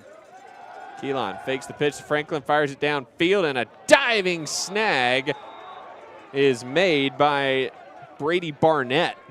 It's inbounds, though, without a first down, so the Bisons have to hurry to the line of scrimmage and spike it. So that makes it 3rd and 1 from the 26-yard line with 27 seconds left. Bison still have that timeout in their back pocket.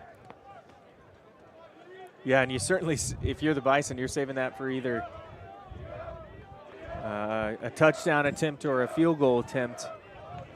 But having to spike the ball on 2nd down really does. You gotta convert here. 3rd and 1. Keelan pitches outside to Jay, cuts through the hole, and he is gone. Touchdown for the Bisons with 16 seconds left. And he was sprung on the play by a massive block from the left tackle, Jake Mitchell. And the Bisons go up 34-0. 3rd touchdown of the day for Braden Jay.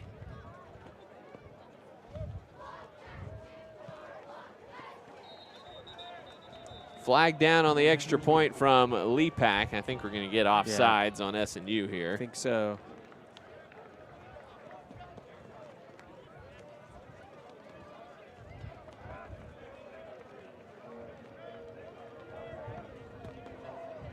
Harding will, of course, decline that penalty, and so with 16 seconds left in the half, 35-0 Harding is our new score here in Bethany. And here's the touchdown play once again. You see number 54 there, big block there on Tyler Ulrich, and that was the key to springing Jay, as Ulrich coming over from that safety position, couldn't quite get across the face of Mitchell, and Mitchell able to seal him off pretty well there.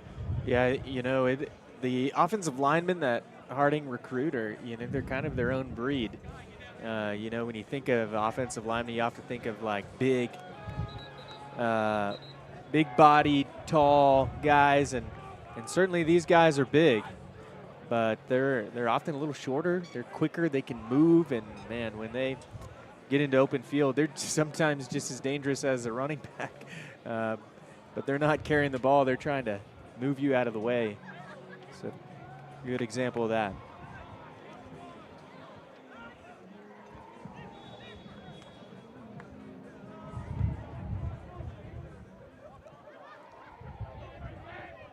SNU mixing things up a little bit here on the kickoff receive with Jalen Shelf out there. We're forming a triangle of able-bodied hands.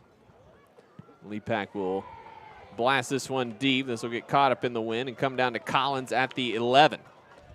Collins taken out of bounds at the 20-yard line by Lamont Cox. Out of bounds, and that is the end of the first half. There's 12 seconds left on the clock here. Correction, 12 seconds on the clock. See if SNU just takes a knee or if they'll run a play here. We got a flag on the field as well. Yeah, that was around where the tackle was. Looks like they're marking off a hold.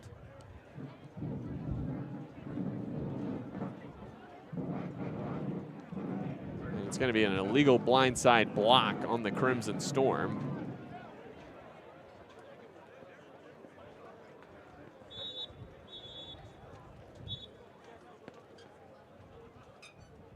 Now the line judge from the far side coming in to make sure the penalty is assessed correctly. Right, should be 5 yards back, I believe. 5 more yards. If it is a personal foul, they're marking it off. Oh, 10 yards back. So maybe the placement of that penalty was wrong. It's the only thing I can assume here. If not, they just got the first ever 20-yard personal foul penalty. Oh, I doubt it's the first one. We've done this. We've been doing this 8 years, Landry. We've seen some pretty egregious mark-offs and spots and all that stuff. Worley takes a knee, and that's how the first half is going to end. The number 2 team in the nation has looked like it thus far. 35-0. The Harding Bisons on top of Southern Nazarene at halftime. And Landry, the Crimson Storm have done some good things. It's not like they're giving up 10 yards every run down the field. They've given up several big plays, for sure. A 56-yard run for Keelan, 67 for Miller, 36 for Jay, and another 26-yarder for Jay.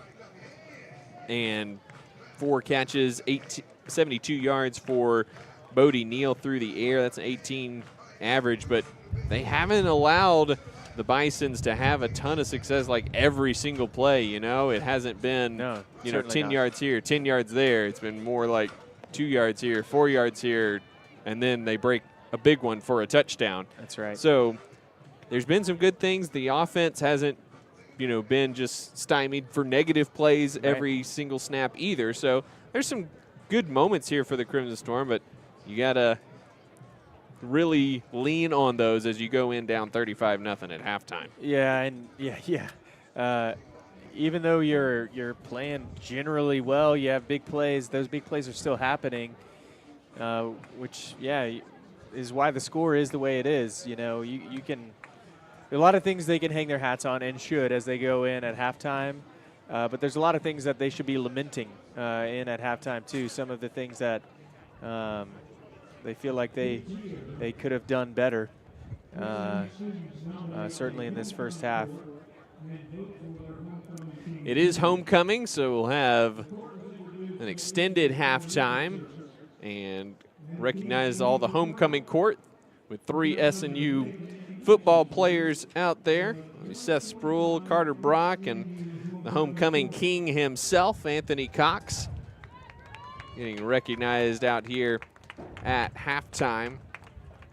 But it will be a little bit longer of an extended halftime here this week as we take care of all the homecoming festivities. So don't go anywhere. We'll be back for the second half of action here in just a little while. Again at halftime, 35-0, the Harding Bisons leading Southern Nazarene here in Bethany. Don't go anywhere. We'll be back with more SNU football after this extended break. If you're watching our live stream, welcome. My name is Danny Thomason, and I'm the Director of Intercollegiate Athletics here at Southern Nazarene University. We're glad that you're enjoying our live stream. I just want to let you know that we believe that we can impact our student athletes here at Southern Nazarene University in 3 really important ways. First and foremost, always spiritually. We want our student athletes to grow spiritually. Secondly, we want them to grow academically. We want them to walk across that stage and get that degree, which is so important in their success in life. The third way is we want your athletes to be successful in their chosen sport. And we have an incredible staff of coaches and support staff that help them to do that, and a lot of resources.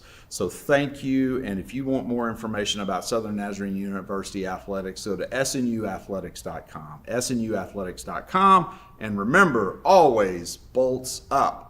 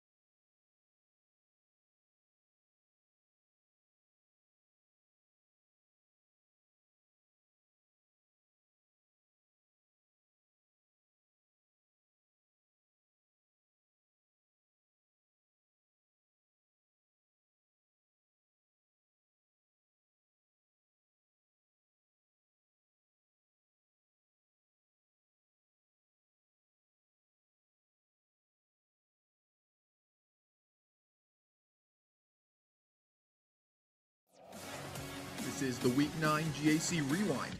I'm Isaac Bourne. Henderson State escaped Durant with a 21-20 win over Southeastern behind a go-ahead 55-yard touchdown reception from Andrew Edwards to Caden Davis late in the fourth quarter. Edwards finished the game with 265 yards total offense. Defensively, linebacker Jordan Owens finished with 9 tackles and 2 sacks. For the Savage Storm, defensive back Andrew Grissom had 2 fumble recoveries, one returned for a 40-yard touchdown to start the third quarter. Here's that Edwards to Davis connection on what proved to be the game winner from Dylan Connolly. Time, a big factor right now for the Reddies. 4:20 to go in this one. They're down 5. 2nd and 11 coming up from midfield for Henderson State. Edwards alone to the backfield. 2 to the left, 2 to the right. He'll take the snap. He's going to look, throws it back over the middle. It's complete. It's Caden Davis running across the sideline. Touchdown, Reddies. East Central capped off its senior day with a 44-22 win over Southern Arkansas. Tiger quarterback Sergio Kennedy had 298 yards of total offense to go with 4 passing touchdowns, and wide receiver Caden Jones had 6 catches for 124 yards and 2 touchdowns. For the Mule Riders, quarterback Hezekiah Harris went for 294 yards of total offense with 1 touchdown through the air. Here's one of those Kennedy to Jones scoring strikes, as called by Mike Manos on 105.5, The X Factor. First down and 10 Tigers after the Jimmy John's freaky fast first down run by the defensive lineman. Back to pass, pressure coming, scrambling around in the backfield. Now throwing to an open receiver, caught, touchdown Tigers! Oh goodness! Sergio Kennedy looked like he was ready to go down, and instead, let's get open in the end zone, shall we, Caden Jones? Arkansas Tech used a season-best offensive performance in multiple categories to clinch its first winning season since 2017 with a 42-17 win over Southern Arkansas. Their Wonder Boys were led by a 207-yard, 2-touchdown rushing performance from running back Bryson Rowland, the first Wonder Boy to rush for over 200 yards in 8 seasons. SNU's performance was highlighted by a 96-yard kickoff return touchdown from kick returner Karomo Collins. Here's one of Rowland's touchdowns as called by Sam Strassner on River Country, KCJC. Rowland is the running back, Hensley the quarterback. Hensley gives to Rowland. Rowland tries the middle, made one man miss, stays on his feet, and he's down the far boundary. 15, 10, 5, touchdown, Arkansas Tech. Bryson Rowland slipped a couple of tackles at the point of attack, and now he's greeted by some young Wonder Boy fans just beyond the end zone as he's got his 2nd rushing touchdown of the day. And how about this for Bryson Rowland? Through 9 minutes of football, he's got 6 carries for 145 yards and 2 touchdowns. Harding recorded its 4th shutout of the season with a 69-0 win over Oklahoma Baptist, claiming its 3rd straight regular season GAC title in the process. Quarterback Cole Keelan finished with 182 yards of total offense and 3 total touchdowns, while running back Andrew Miller rushed for 143 yards. Oklahoma Baptist running back Caden Peavy picked up 45 yards rushing on 3 carries in the loss. The Bison's defense got in on the scoring action too, including this Clark Griffin pick 6, as called by Billy Morgan on the Harding Sports Network.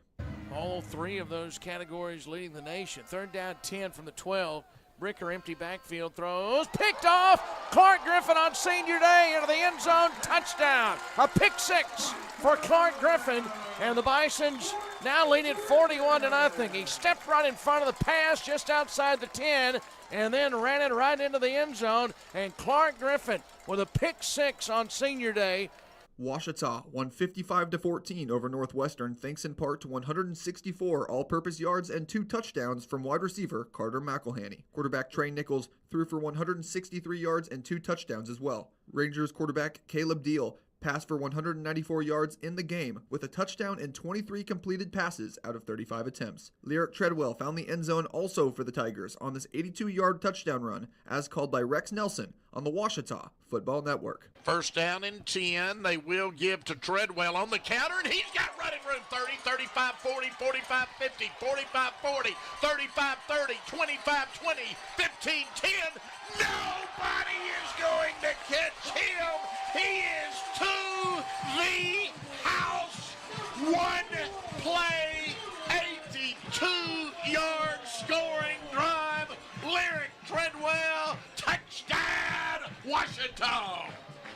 Southwestern Oklahoma State defeated Arkansas Monticello 49-7 behind 316 yards of offense and 2 touchdowns from quarterback MJ Rivers. Running back Braxton Etheridge added 2 rushing touchdowns for the Bulldogs.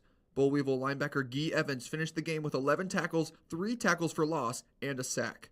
The Bulldog defense capped off the scoring with this pick 6, as called by Mike Smith of Right Radio. UAM with the ball from their own 25-yard line. Dogs up 42-7 in the closing moments of the ball game. Falk has his pass. Bennett in the air. It's intercepted. Felipe Tristan bats it in the air and takes it back for a pick 6 for your Bulldogs. Explanation point on the afternoon.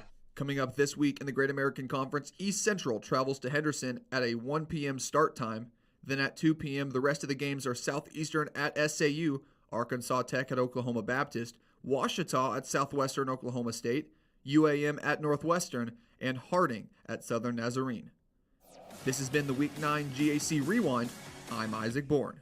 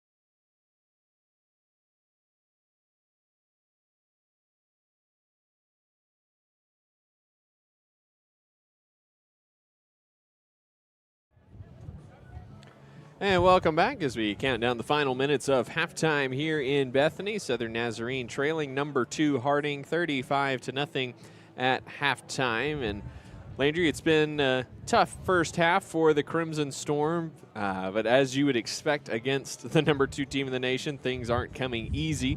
But there's been some high points for SNU. They moved the ball well in their initial possession, got a 3-and-out to start. They've made things pretty difficult between the tackles and between the hash marks for the Bisons, but the Bisons have just knocked off a couple big run plays that have been real backbreakers against this Crimson Storm defense. Yeah, and I've had some success on downs where they think the Crimson Storm defense has been in a position to at least get off the field, and Harding either makes a big play or continues the drive. I mean, they're doing things that the second overall team in the nation would do.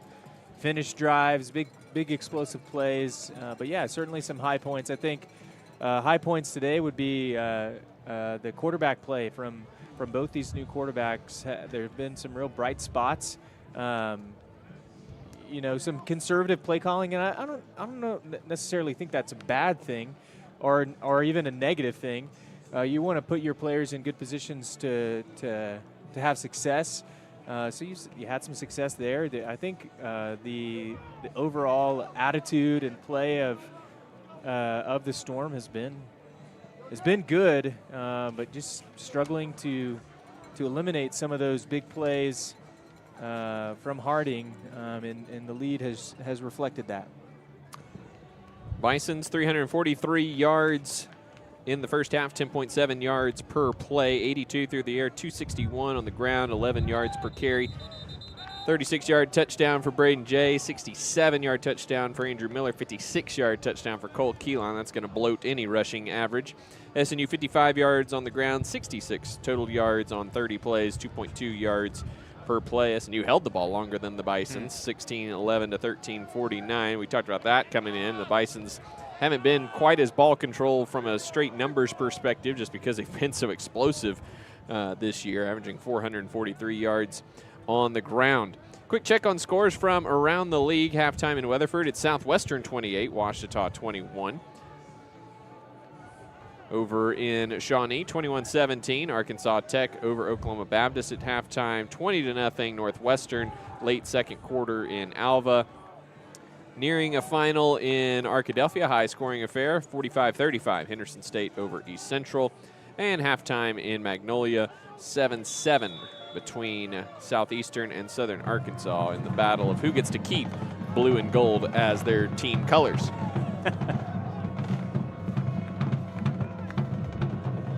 Cameron Van Prooyen sends this one away with the wind. And this will take McConnell into his end zone, and he brings it out and got stoned by his own man at the 19-yard line. And that is where Harding will take over 1st and 10. Not sure why they're marking it at the 20. It was clear that he did not even make the 20-yard line there, but what do we know? Yeah. You know, what do we know? So 1st and 10 for the Bisons, who were stopped on their first drive, a quick 3-and-out, an impressive 3-and-out for SNU, and then have scored on their other possessions since then.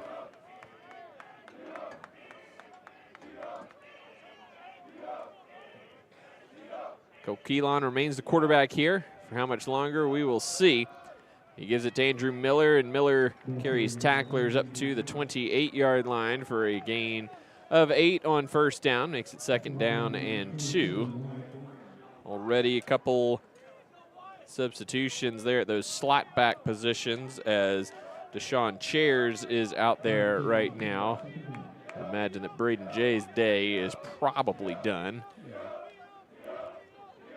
We'll start running through the full Bisons roster probably here before too long. Keelan, option right, gives to Franklin and was dragged down by Wyatt Brown up at the 34-yard line. That's a gain of 6 and a 1st down for Harding.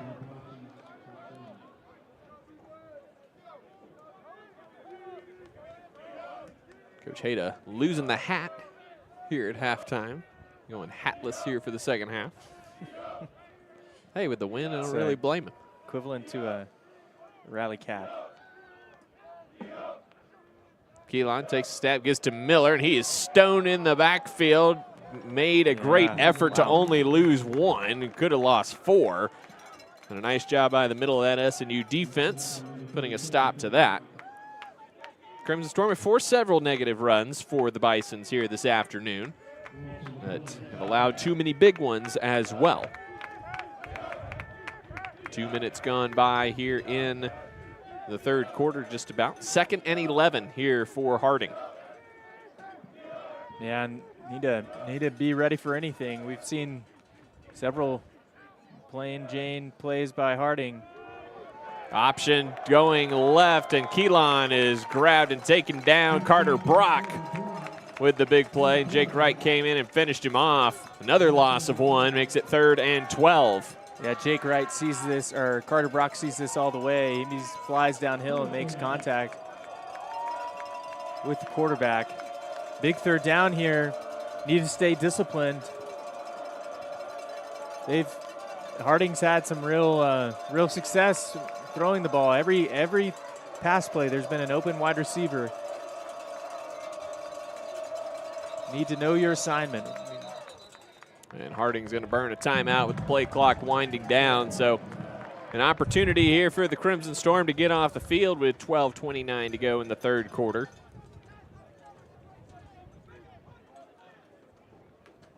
And once again, Landry, like we talked about, there have been, if you look at just individual plays, there's been good individual plays for SNU on both sides of the ball here this afternoon, but the totality of it has not reflected that as much. Just think about the only drive that Harding has had where that's maybe like a quintessential Harding drive in the past where it's 5 yards, 6 yards, 8 yards, 7 yards, 5 yards, 6 yards, until you're in the end zone. This is only their first touchdown was the only drive they had where they didn't score off a big play. So, SNU's put themselves in some really good positions to have success, really good positions to even get off the field. They're in one right now, 3rd and long. But the ability to finish those has been the real struggle. So 3rd down and 12. Ball in the middle of the field for the Harding Bisons. Number 1 in the Super Region 4 rankings this week, which means the Bisons would be at home at least through the first 3 rounds of the playoffs, should the season end today.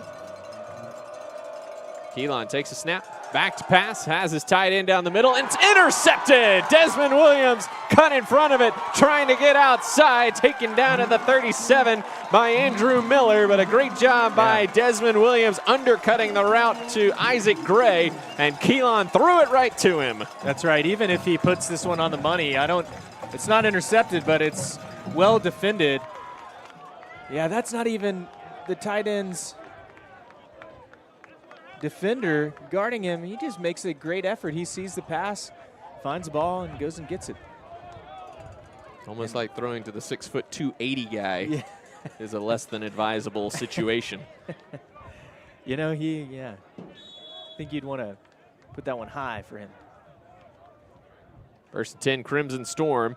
Here's Donald May back after getting injured in the first half and ran right over a Harding defender. That was Curtis Jackson on the receiving end of a pummeling from Donald May. And that's enough for the first down. Gain of 11 for the Crimson Storm down to the 25-yard line. This is the deepest the Crimson Storm have moved into Harding territory today. Wind at their back here in the third quarter. Going to put some points on the board here. Take advantage of the turnover.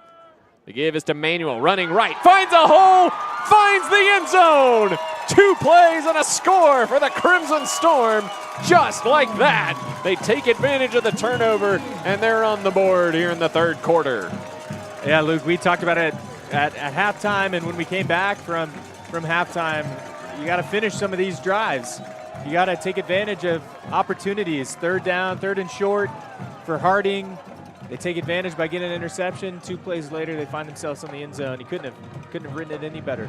Outstanding kick-out block by John Cantrell on Justin Sobzak, the defensive end, and extra point up and good. And just like that, the Crimson Storm have trimmed the lead to 35-7. You watch number 57 here down at the bottom of your screen. Great kick-out block there on 45, and that's all Manuel needed, and takes it to the house for his 3rd rushing touchdown of the season. Timeout on the field, we'll take it as well. 35-7, Harding over SNU. We'll be back after these messages.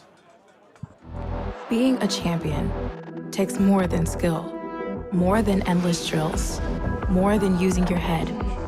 Being a champion takes the heart to give it your all, the agility to thrive from any angle, and the relentless drive to be the best. Welcome to Division II, where the pursuit is yours to create, and the question isn't, can you do it? It's will you? It's a beautiful morning, Scotty, and we have an early game today. That injured list, it's getting longer by the minute. Not to mention, there's apparently a nasty virus sweeping through the locker room. Yeah, but these players, they're in good hands. All of them need to feel their best this season, Scotty. Yes, they do, Jack, because this team is on track to win it all this year. Every day, Mercy's team is ready to take care of yours, bringing you the care you need now. Find out all the ways to access Mercy at mercynow.net.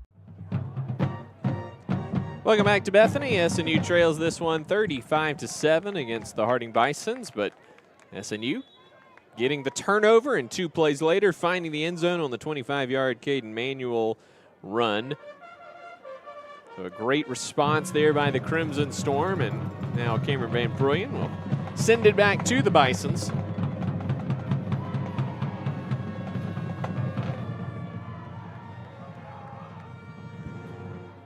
And Valcarcel not going to bring it out this time, and it'll be 1st and 10, and an SNU player and a Harding player, just 2 dudes going at it hard on the kickoff. They take each other down and dap each other up as they head to their respective sidelines. You got to love it there. Yeah, it's physical football.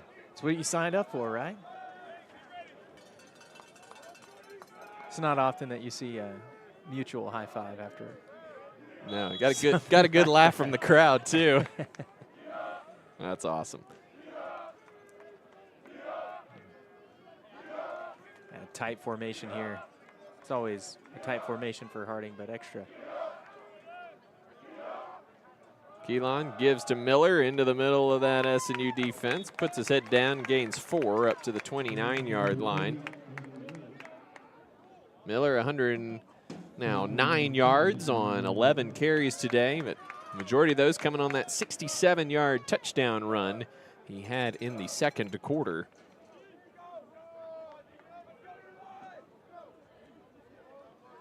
Miller came in 7th in the nation in rushing yards this year, 1,051. So nothing to diminish his status on those rankings. Keelan outside to Franklin, finds a gap, and he's loose for the first time today. And he runs by Elijah Simons. Can this SNU defender catch him? He cannot.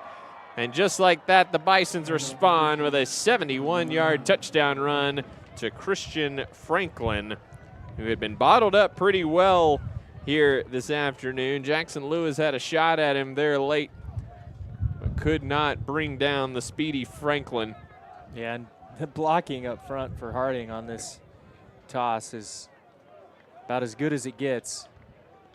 There's no real pressure to Franklin until he's 20 yards down the field. Lee Pack's extra point up and good.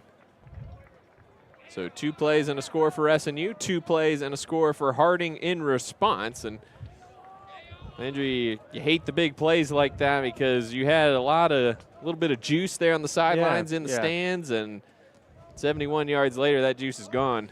Yeah, you can audibly hear the how quiet it's gotten in the stands after that touchdown. But yeah, you know, if you're the offense going back out there, you just had success.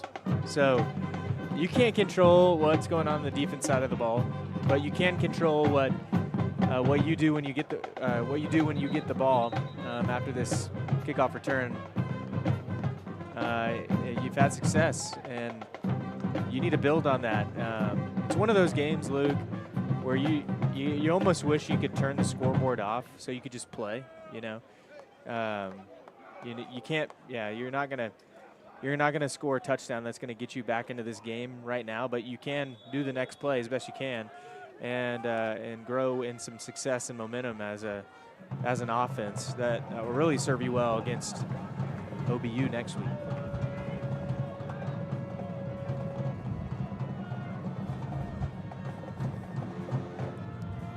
Lee Pack sends this one deep, lets it get caught up in the wind. Collins fields it at the 17.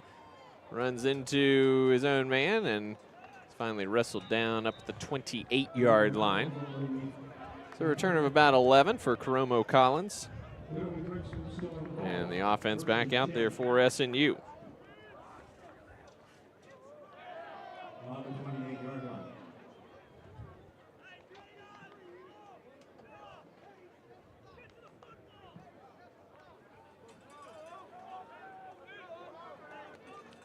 .10:49 to go, third quarter, 42-7. Harding with the lead over SNU. And Worley's been the guy. I think just one drive from Hendricks so far. Quick hitter looking for Braxton Bird. Bird thought he was held by Deion Campbell. The pass goes incomplete. Yeah, and I think he was held. I don't know if he would have been able to catch it either way.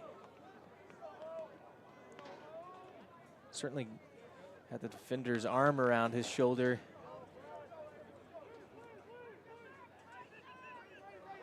Second and 10. Here's Devon Sparks running right, finds a crease, hits the corner, 50, and wrestled out of bounds by Ty Duggar in Harding territory at the 45-yard line. Great run by Devon Sparks, great blocking on the perimeter. Yeah, and Coach Hayda has talked to us about Sparks several times this season, just his speed and explosiveness on the outside. We got to see it firsthand there. Once he caught that edge, he had plenty of space, but also plenty of speed. Give Evan Rader his flowers for that block on the outside, his wide receiver position. There's Worley trying to pick his way on the left side. Nothing doing, taken down by Jordan Mays. Yeah, I don't think he really ever had his footing there. It's kind of a weird first step. Don't know if he's struggling to make that read. But no gain for Worley.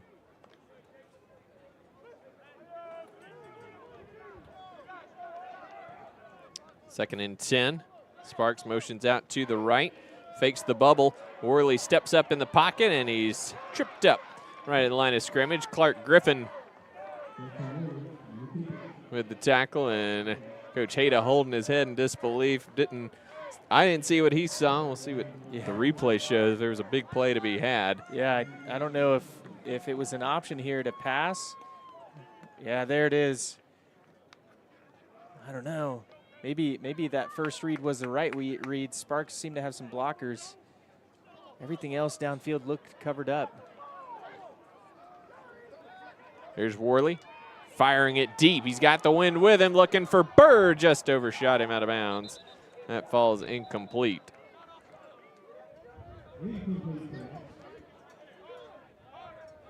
Coach Hayda, I think, was looking for a roughing the passer penalty, perhaps, yelling toward the official. That brings up 4th and 10. Wind at their back here at the Harding 45-yard line.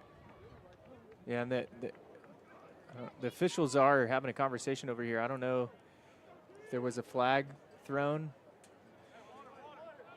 They're going to have a conversation, a longer conversation about it. So it's thrown by the back judge. He's the one leading the discussion here.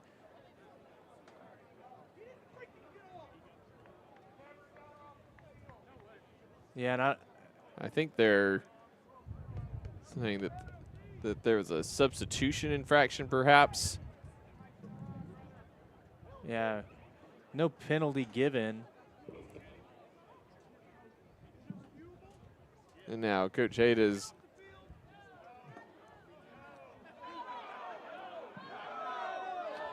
we had the benefit of hearing Coach Hayda. He's asking if he got off the field, meaning there's too many men on the field for Harding. Then the crowd supported him in that endeavor, telling him no. This is the beauty of. So they'll go, Coach Hayda challenging here, and so they'll go to the replay monitor to see if that 12th Bison's defender got off the field in time. We'll see. Yeah, and I don't know, we can watch that play back. I don't know if we have a wide enough camera angle. We've got, here, let's pause it here, 1, 2, 3, 4 on the 4, yeah, we can't. Nine visible. Can't quite see. Let's run it. Let's see if we do see a Bison trying to get off the field. I don't know. I mean, that was second down. Okay. We'll need to go back to third down. Okay, we got Bison going on and off. Oh, here he comes. Oh, let's rewind it back. Maybe Wind just it back little, just a little bit there, Grant. Maybe 95, 96. Is he on the field? He is. He's right there. Yeah, he's definitely on the field. The ball is snapped. 96. Yeah, this is going to be a. I mean, we've said this before. This should be a successful challenge by Hayda, which would make it 3rd and 5. 3rd and 5 instead of 4th and 10. Yeah, I think that's the urgency for the snap there, knowing that Harding is making a bunch of changes. Good eye by Coach Hayda and the crowd.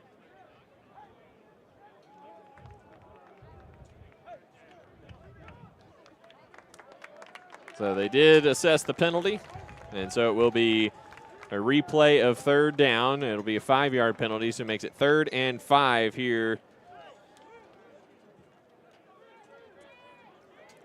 for the Crimson Storm. Manuel split out to the right, 3 wide receivers left. Now Manuel joins Worley in the backfield.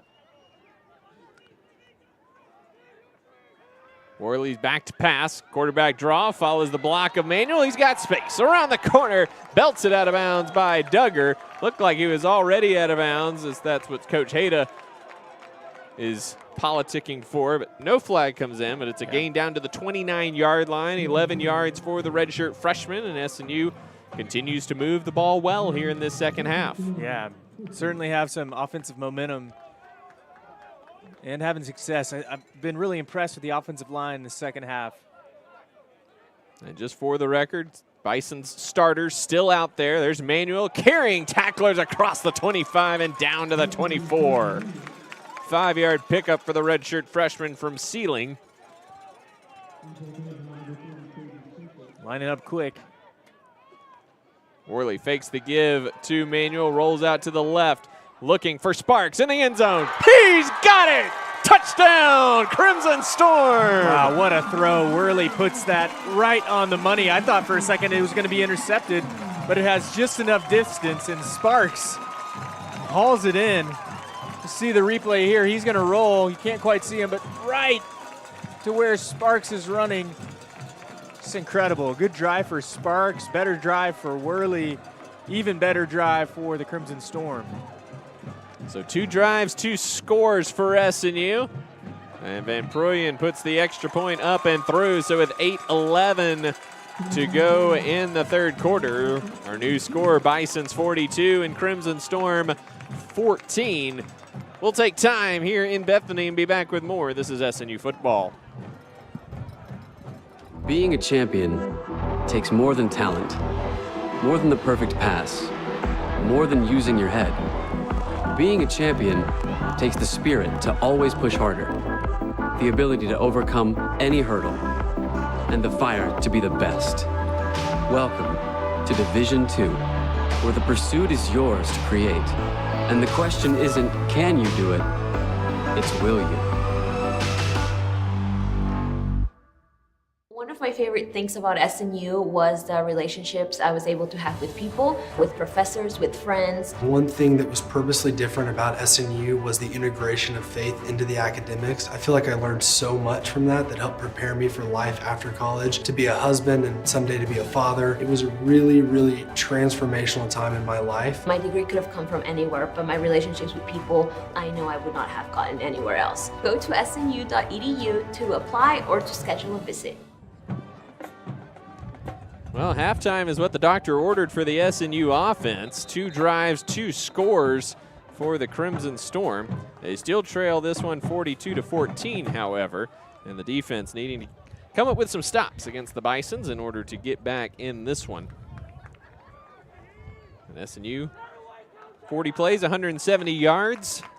That last one, a 30-yard touchdown strike from Jackson Worley to Devon Sparks.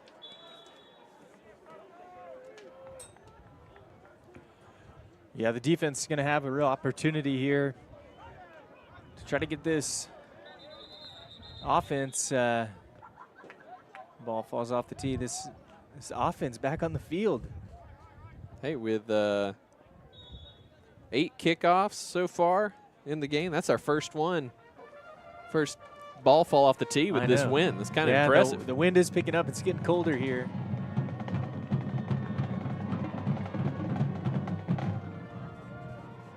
And Pruitt drives that one through the end zone, no problem.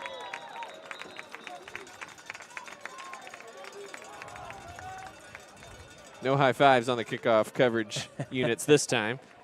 Yeah. Something we got to watch for now the rest of the game, just to see. Everybody's kind of like, what's going to happen on this kickoff? And with that, the Bisons have put in the backups here. We're seeing backups along the offensive line. Malik Young, the junior out of Cordova, Tennessee, in at quarterback. So some of the names that you're going to hear: Josh Strickland in at fullback. Ben Bohm is a slot back. And here's Strickland making people miss out across the 40-yard line before he's dragged down at the 42-yard line. And that's enough for the first down. Yeah, you know, this offense is so fine-tuned for Harding that going to have success even with full-scale swaps. The technique, the discipline is one of the reasons why they're so good. You know, and having big leads, they probably get a lot of reps the second unit as well.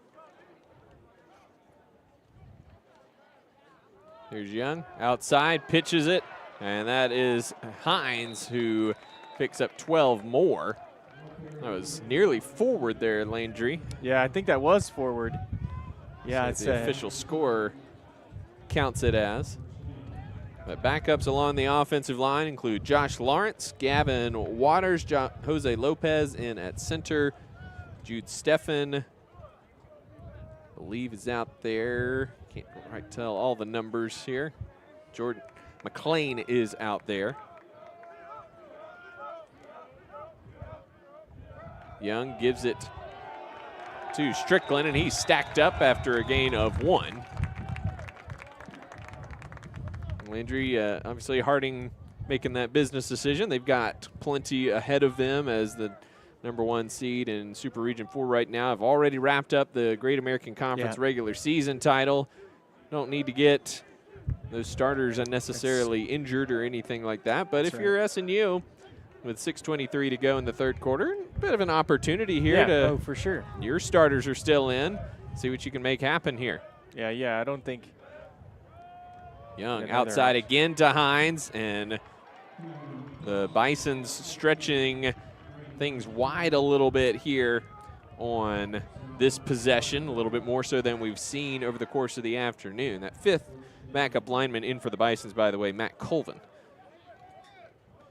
Yeah, if you're SNU, you're keeping your starters in. You're trying to, and maybe you're rotating some guys in to get some experience, but in general, you're trying to build some momentum and confidence going into next week against OBU, your interstate rival.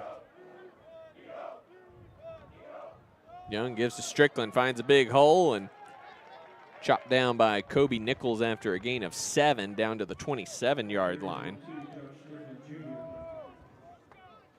Landry, to be frank, the holes have been bigger on this drive for the backups than they were really on outside of the big plays than they were on for the starters for the Bisons. Yeah, we've talked about this before, Luke, but sometimes when you put those second stringers in, they're just as hungry, if not more hungry, to get some playing time. So they're all juiced up and ready to go. They've been sitting on the sidelines ready to play, and they're going against some tired defenders. Looked like a hold. Quarterback keeps it. It's Harding. That's not allowed to be called. It definitely looked like one. Yeah, Harding just chipping away closer towards the end zone. They're also taking a considerable amount of time off this clock, this drive. I think we're closing in 4 or 5 minutes here. So first down for Young on the run down to the SNU 18-yard line. Just the second time, I believe, that Harding has entered the SNU red zone because all the other touchdowns have been from distance. Young trying to find a gap around the left side. Couldn't find it because Carter Brock found him first. No gain on the play. 2nd and 10 coming up. Carter Brock, no surprise, had another great day. Really disciplined, gap sound. It seems like his assignment today is the quarterback. And how many times have we said his name right at the line of scrimmage, meeting a quarterback? You know, it's funny they call them quarterbacks for Harding. They're basically just distributors. Yeah, they're like ball distributors. Snap getters.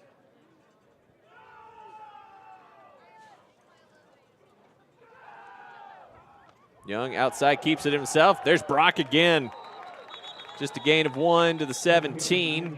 3rd down and 9 for the Bisons. And an opportunity here for SNU to keep the Bisons off the board, at least hold them to a field goal here. Yeah, with a stop. The wind is really picking up. It might be a pretty sketchy field goal. Might be 2-down territory if they get a chunk here. Magnus Lepak has not been great this year. 4 of 9 on field goals and has not made one in the last 5 games. So you might be right, Landry. Might be 2 downs either way. Here's Young outside to Hines. Brock there with the takedown. Man, at the 13-yard line. They're going to be generous there. Yeah, Brock, yes, well, it is one, 4th down, and they are going to bring on the field goal unit. Touchdown saving tackle from Carter Brock. He looks tired, but he just launches his whole body to stop that one. You're going to see him, number 12, coming across all the way. So great effort. 30-yard field goal from the right hash for Magnus Lepak. Spot hold kick. Keene nearly got it. And the kick is up and good. Luke, I think you reverse kicker cursed their kicker. Hey, anything, whatever I can do. I'm a man of the people, regardless. He hadn't made one in 5 games or something, and then he drains it. Even into the wind with how high that went, that barely cleared the concrete. It sure did. Behind the end zone for. If it goes through the Bisons. uprights and back out of the uprights, what is that? I don't know. That's a great question. Surely the probability of that has to be so small. Definitely possible, though. We saw that kickoff earlier in the first half nearly go backwards as Donald May came up on it. So our new score, 45-14 Harding with 2:14 to go in the 3rd quarter. Let's see if this SNU offense can continue to find success here in the 2nd half. It looks like the starters for the Bisons defense, though, are ready to come back out based on the numbers grouped up around defensive coordinator Roddy Moat, excuse me.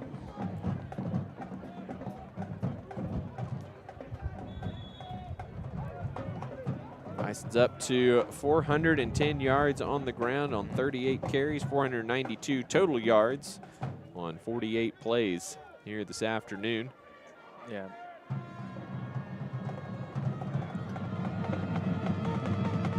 Hangs up there for Collins to field at the 10. And he's sandwiched a couple Bisons up at the 25-yard line, where SNU will take over 1st and 10. Worley last week, Luke. Several pass attempts, no completions. This week he's thrown his first touchdown pass in a Storm uniform. Completed another one. But yeah, one of those weird stats where he's thrown a touchdown pass but only made one other completion. That's not because he's bad at throwing, but it's because of the limited reps. Got another quarterback, Carson Hendrickson, there for a 2nd drive. Fakes the give to Manuel, running around the left side, runs through the tackle attempt of O'Day, and he'll gain 6 out to the 30-yard line. Looks like a mix of backups and starters out there for the Bisons defensively right now. Some starters along the defensive line and linebacker, some at every level, but certainly some backups in there as well. SNU with all their starters back out there. Give is to Manuel up the middle. Runs through the tackle attempt of Corey Dean. And that's enough for the first down. Gain of 6 out to the 36-yard line. Yeah, he's run really hard today. He's going to get a breather here, but Caden Manuel is going to be nice and sore tomorrow. Man, he's both been hit hard, but also delivered quite a few blows. 14 carries for 50 yards and a touchdown here this afternoon. 1 minute to go, third quarter. Hendricks fakes the give to Collins, back to pass, steps up in the pocket, and he's sandwiched back at the 34-yard line. That's a loss of 2 on the play. A host of Bison's defenders in there, along with Josh Garner, Clark Griffin in there as well. Hendricks looked kind of caught between two worlds. He had his eyes downfield. He steps up in the pocket, and for a second he looks like he's going to scramble, and then he doesn't decide to pull it. Pays the price for it. 2nd and 12, 20 seconds to go here in the quarter. Hendricks, low snap, bubbles it out to Braxton Bird. Good blocking on the outside. Bird is upended by Dean up at the 33-yard line. It's a tough spot. Yeah, I thought he got closer to the 35 there, not quite, but we're going to mark him at the 33. Yeah, this is a small thing, Luke. But as we go to the fourth quarter, Braxton Bird had that same play to him in the first quarter and drops that pass. This time he catches it, follows his blocks, and nearly gets a first down. That's the end of the third quarter here in Bethany. 45-14, Harding over Southern Nazarene. 15 minutes to go here on Homecoming Saturday in Bethany. We'll take time out and be back with the final stanza. This is SNU football. SNU is really different. We're a small community, we all know one another's names, and I really love it here. Being at SNU prepared me to be a working individual, as well as a leader in my church, home, and community. SNU really set me up for life. I met my best friends here, I met my husband here, I got to travel the world. I am so glad I was able to attend SNU. SNU has made me into the man I am today. My name is Haley, and I am a proud graduate of Southern Nazarene University. 15 minutes to go here in Bethany. SNU facing a 3rd down and 3. And Landry, sometimes I feel like Coach Hayda needs to go on the motivational speaking circuit because he gets his guys fired up in the end of the third quarter speech he gives every week. That's right. I think maybe, he's an audience-driven motivational speaker. He doesn't quite do that when it's you and I in the coach's office. But he knows how to get his players ready to go for any fourth quarter. And this is not something new to today's game, but something they do every fourth quarter. You can see that huddle. Coach Hayda is always in the middle, getting them fired up, whether winning or losing. Hendricks gives to Sparks, gets upfield. He's going to be close. I think he's going to be about a half yard short of the first down. And here comes the jumbo package on the field for SNU. Yeah, and Hendricks is wondering why he has to come out. Feel comfortable with Caden Manuel running this one.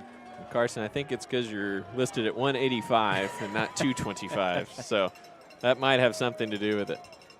Manuel in the shotgun. Counter running to the left. Did he get enough? It's going to be close, and the line judge says yes. Yep, I think on that second lunge, he got the nose of that football. That's where they mark it. That nose of that football just barely gets past the 46-yard line. Tough run. Couldn't have been much closer. No, certainly not. With a minute gone by in the fourth, SNU keeps the march alive.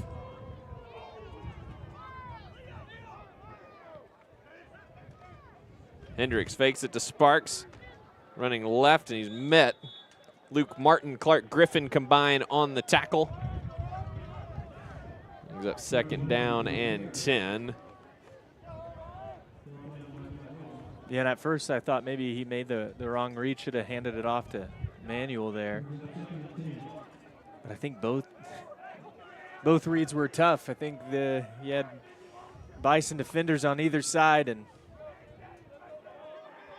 he took the other route.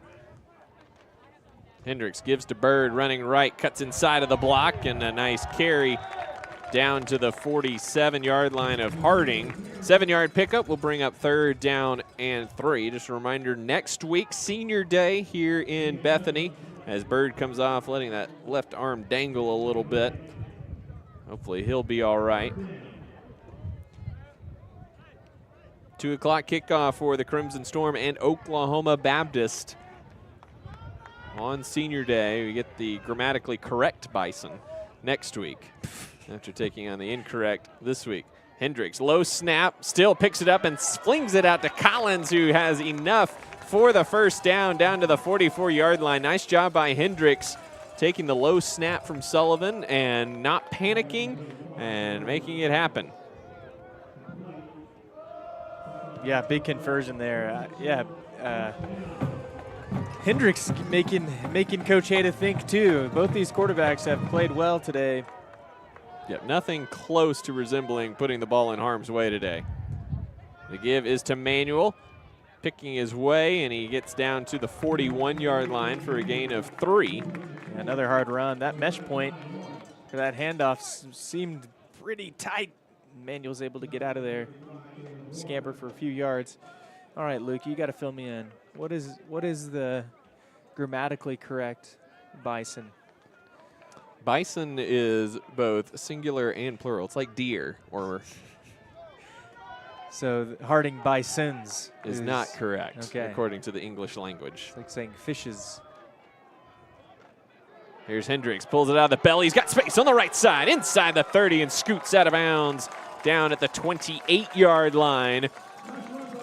And Landry, the Crimson Storm offense, continues to do this against, I mean, this is not the 3rd and 4th stringers for the Bisons. I mean, there's starters all over the place here for the Bisons right now. So SNU moving the ball with efficiency here. Here's Manuel, takes the handoff, running left, puts the shoulder down and runs through the tackle of Griffin down to the 25-yard line.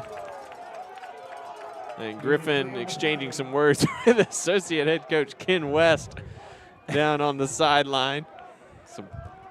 Some friendly chirping back and forth. Right.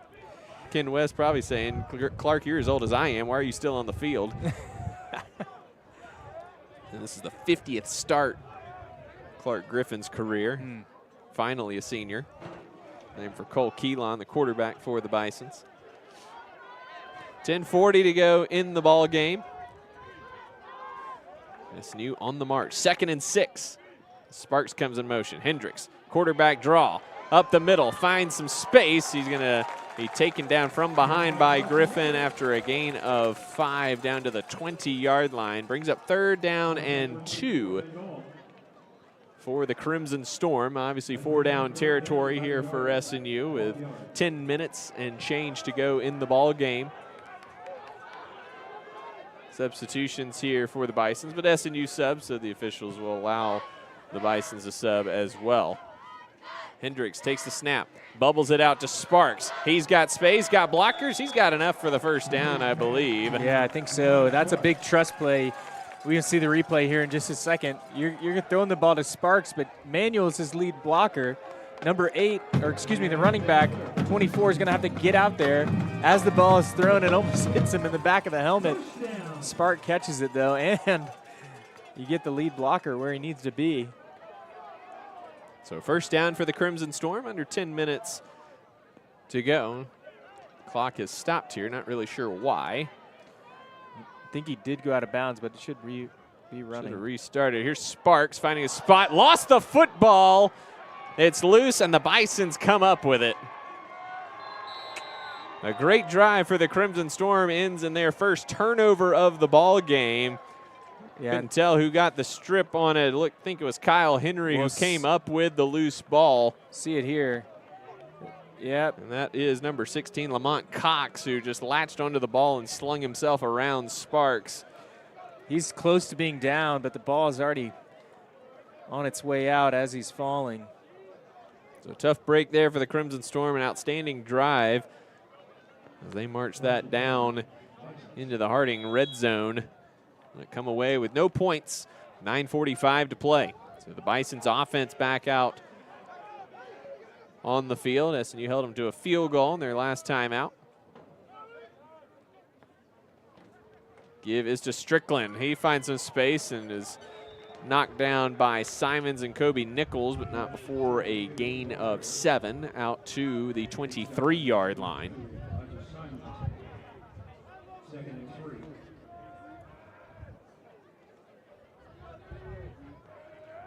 Harding wraps up their season next week at Arkansas Tech.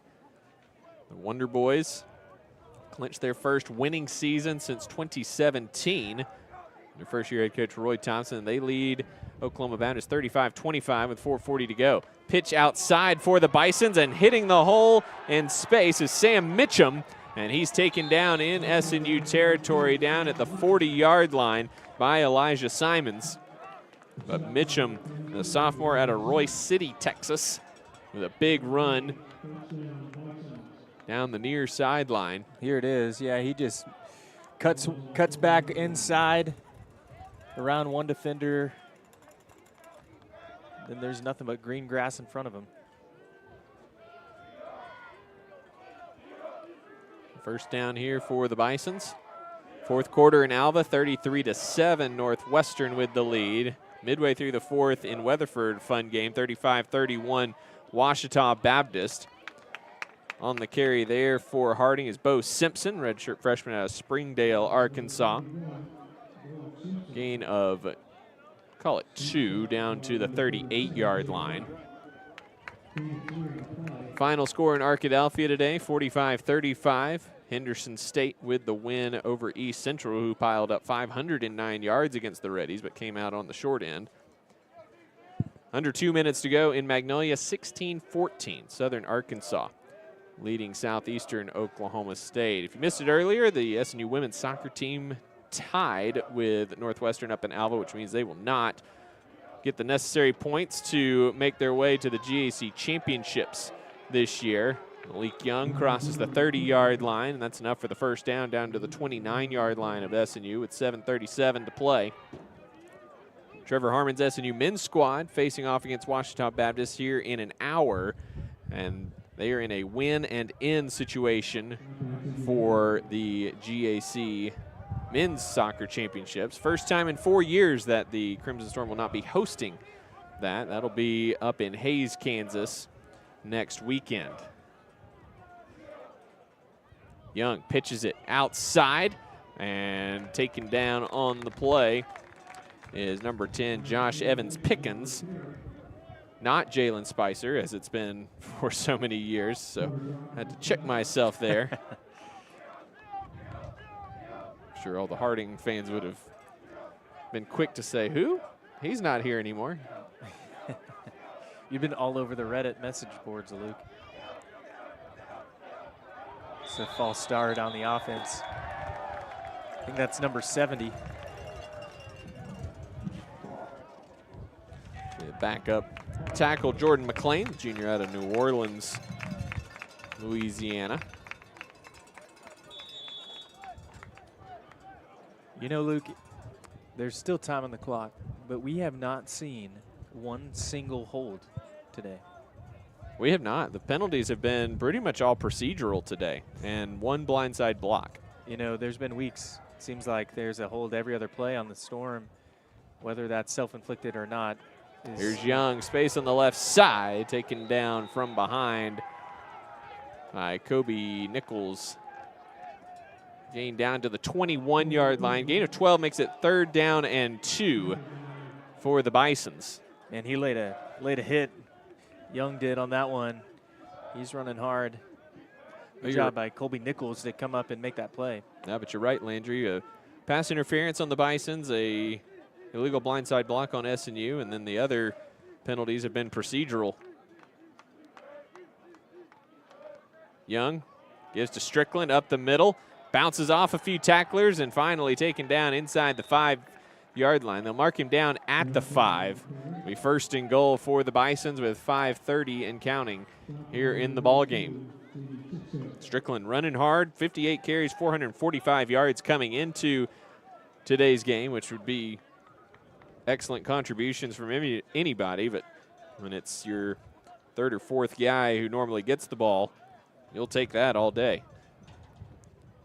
Part of this onslaught for the Bisons offense. He takes it and finds a wide hole, and he's in for a Harding touchdown. Yeah, just wide open there. Could have fit three running backs through that hole. He just walks right in.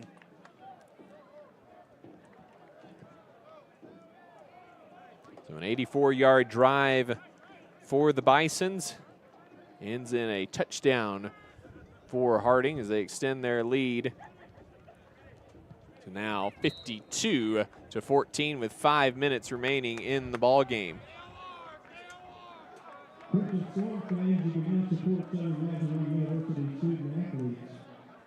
Carter Brock was a little slow getting up, and he's coming off a little gimpy. Hopefully he'll be all right. He'll shake that off and form for what should be a great senior day game next week against Oklahoma Baptist.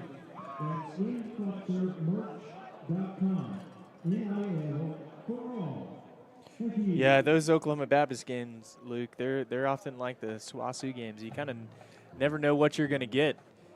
They have been certainly real exciting in the past. I think next week will be a great game. Nazarenes versus the Baptists. That's right. Last time here in Bethany had some little fisticuffs. That's right. Lots of emotions boiling over. Had any Oklahoma Baptist player got ejected from the game in that one. And you got a good memory.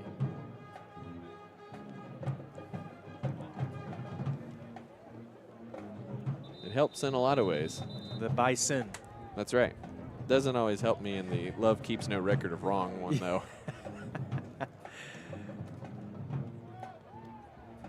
Yeah, it's a football game, not a therapy session, Luke. So that's right. Help you afterwards. 5 minutes to go, 52-14. Harding with the lead over SNU. Bisons will obviously maintain their position at number 2 in the polls behind Ferris State. And with the regions being shifted around this year, we'll hopefully be able to see those two in the national championship this year if everything goes the way it should, on paper at least in the national semifinals at worst. That one through the end zone, so we'll see Crimson Storm come out on their own 25-yard line. Ferris State last year just running through the playoffs. Everyone, including these Bisons. Right, it beat. Playing in the snow helped. Yeah, that's true. That's true. They beat UCO handedly, and then I believe after that they took on the Bison and won that one almost just as easy. Full set of backups now in for the Bisons defensively. And it's Bryson Evans in at quarterback for the Crimson Storm. He takes that first carry himself for a loss of 3 back to the 22-yard line. So good work from both Carson Hendricks and Jackson Worley today.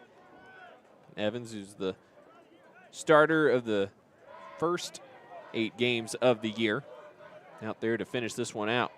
Gives to Manuel. Manuel running hard up the middle, crosses the 25 up to the 28. Ball came loose. Officials say he was down. That brings up 3rd down and 7 up at the 28-yard line of SNU.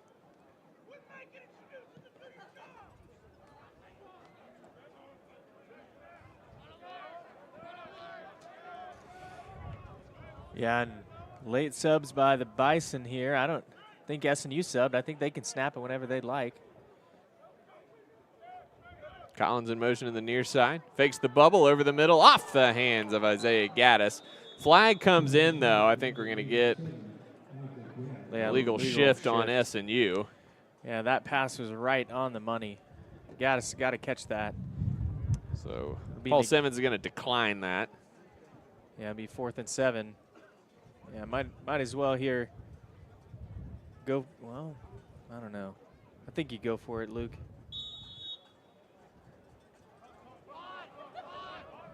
They are going to punt. As I make a decision, Coach Hayda makes the opposite. We're trying to go best case here and just forcing Harding. If they're going to try to score again, you got to make them go a lot longer than 27 yards. Yeah, that's fair. Got to get their up back on the field. Manuel runs out there. Ran to the sideline, then back from the sideline out to the field. Van Proyen on for his 7th punt of the day. But it is his first of the second half. They're going to give a delay game here. I was pretty close, but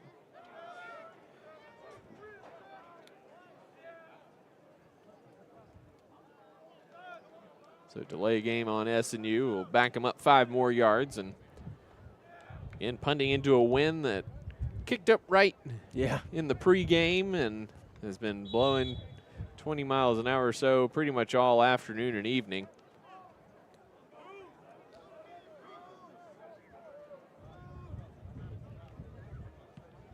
Van Proyen, a low knuckler, gets a good bounce though, and that'll roll down into Harding territory at about the 42-yard line. And that's where the Bisons will put it in play, 1st and 10.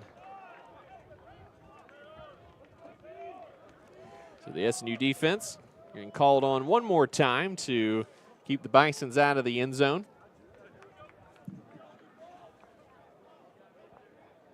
yeah, and you have to be your Coach Hayda. Certainly, things you want to improve. Big plays are going to drive you crazy, but I think you're also going to look at some of the success you had in the second half offensively and be pretty pleased with how much it improved. Young takes a snap, inside handoff, upended on the play is Ben Bohm. It's a great tackle. Yeah, you have a safety coming down. Simon's coming down to make that play. It's not an easy open field tackle there. Simon's 22nd in the country with 84 tackles this year coming in to this afternoon's game.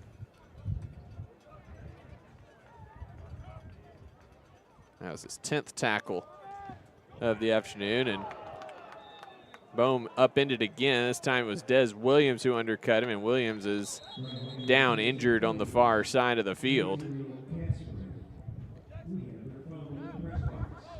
Yeah, and can't quite see what was happening. He was getting blocked and lunging after that.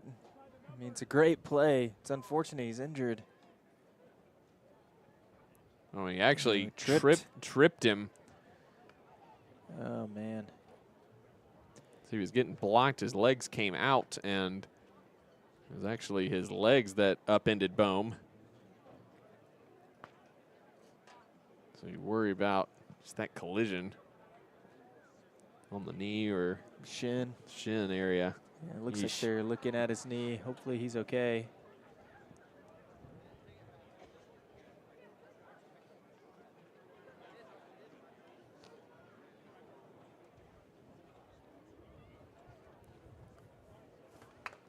Williams is helped to his feet. So that's a good sign.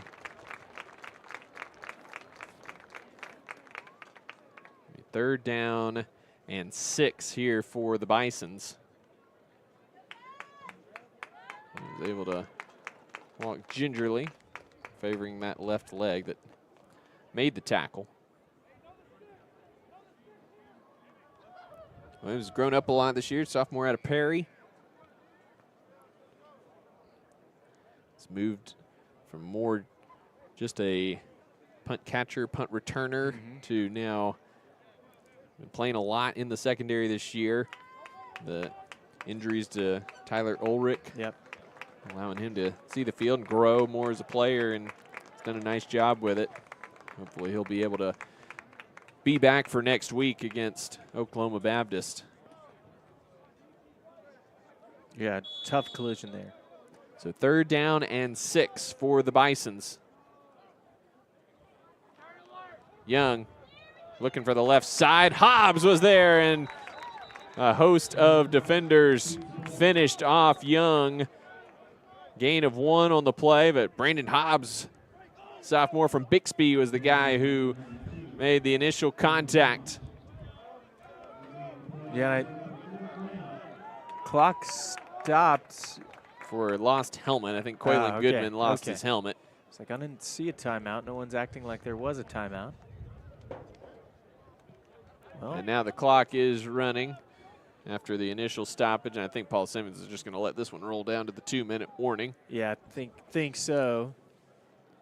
Yep, no hurry here for Simmons and the Bisons over on that far sideline. So SNU will get the ball back with 2 minutes left in this one as we quickly move toward the twilight hours. I have to get these last 2 minutes done quickly. Lights aren't on here at the That's SNU right. football stadium. I think trying to conserve the energy, conserve the They bill They here. haven't put those nice LEDs that do the Automatic touchdown celebration light right. show yet. So 2-minute timeout here in Bethany. We'll take it as well and be back with the conclusion of this one after these messages. In NCAA Division II, student athletes leave a lasting impression on their communities. That's because Division II student athletes want to make a difference and truly be part of their surrounding communities. Through community engagement, thousands of student athletes from various backgrounds interact with community members who view them as role models. This interaction leaves a positive and perhaps even life-changing impression on all those involved. In Division II, we rise to the opportunity and make community engagement ours. One of my favorite things about SNU was the relationships I was able to have with people, with professors, with friends. One thing that was purposely different about SNU was the integration of faith into the academics. I feel like I learned so much from that helped prepare me for life after college, to be a husband and someday to be a father. It was a really, really transformational time in my life. My degree could have come from anywhere, but my relationships with people, I know I would not have gotten anywhere else. Go to snu.edu to apply or to schedule a visit. Luke Mamana on to punt for the Bisons, just the 2nd time today, and his first one was a 69-yarder. Wind and roll aided. This one high end over end kick, and Collins will let that go through the end zone for the touchback. So the SNU offense, one more time out with 1:52 to go. Be interested to see what quarterback walks out of the huddle here. Looks like Bryson Evans in there tight, ready to go out there. And with these moments, especially with backup situations, you always wonder, do you throw something out there just for funsies as far as a play call here? Although Coach Hayda did say that the play sheet's been trimmed down a little bit, not necessarily because of the capacity to retain the offense for both Worley and Hendricks, but just that's how it is against the Bisons. Yeah. Here's Manuel, is stacked up at the line of scrimmage by a host of Bisons. Among them is Caden Henley. That'll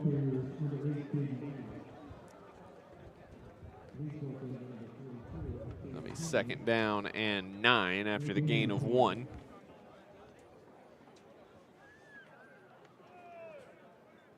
SNU going into the wind, so doubt we'll see any just for the heck of it shots down the field. Yeah, maybe on 3rd down if it's 3rd and long, but I think we're going to see some runs here. Here's Collins, finds a gap, and he crosses the 30-yard line up to the 31. That's enough for a 1st down. That'll stop the clock with 1:11 to go. Yeah, good hard run and good cutback. Put your foot in the ground, and instead of extending that further outside, he comes up the hash.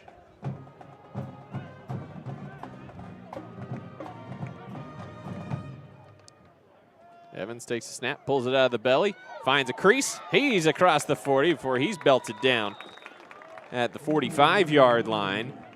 That was Bo Simpson on the tackle. Or excuse me, that's number 31, Ahmad Jenkins. So first down for SNU. Clock moves, 45 seconds to go. Evans gives to Manuel, finds a hole right up the middle, and he's off inside the 40, taken down dangerously at the 30. That should have been a hip drop. Yeah, those flag there. Those tackles are scary. That's how you break a bone in your leg or mess up your knee. Luckily, everybody hops right up. Certainly didn't seem intentional. Those are scary plays, can be for sure. First down at the 30. Evans pulls it out of the belly, takes on the defender head on at the 29. And Coach Hayda signaling the plays quickly, not going to use one of his timeouts here with 10 seconds left, but SNU quickly to the line of scrimmage. 2nd and 9. This will be the last play of the ball game. Evans loads up, fires, looking for the end zone. It's incomplete. Knocked away there by the Harding defender. And that is the ball game. Harding comes to Bethany and takes care of business against Southern Nazarene. The final score here at SNU Football Stadium, 52-14. The Crimson Storm fall to 1-9 this season and will head into rivalry week next week against Oklahoma Baptist, looking for their second win of the season.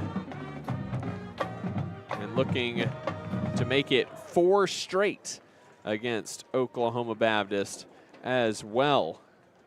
A lot on the line next week on Senior Day for the Crimson Storm. And Landry, ultimately, the Bisons are the number 2 team in the country for a reason. They showed that here today.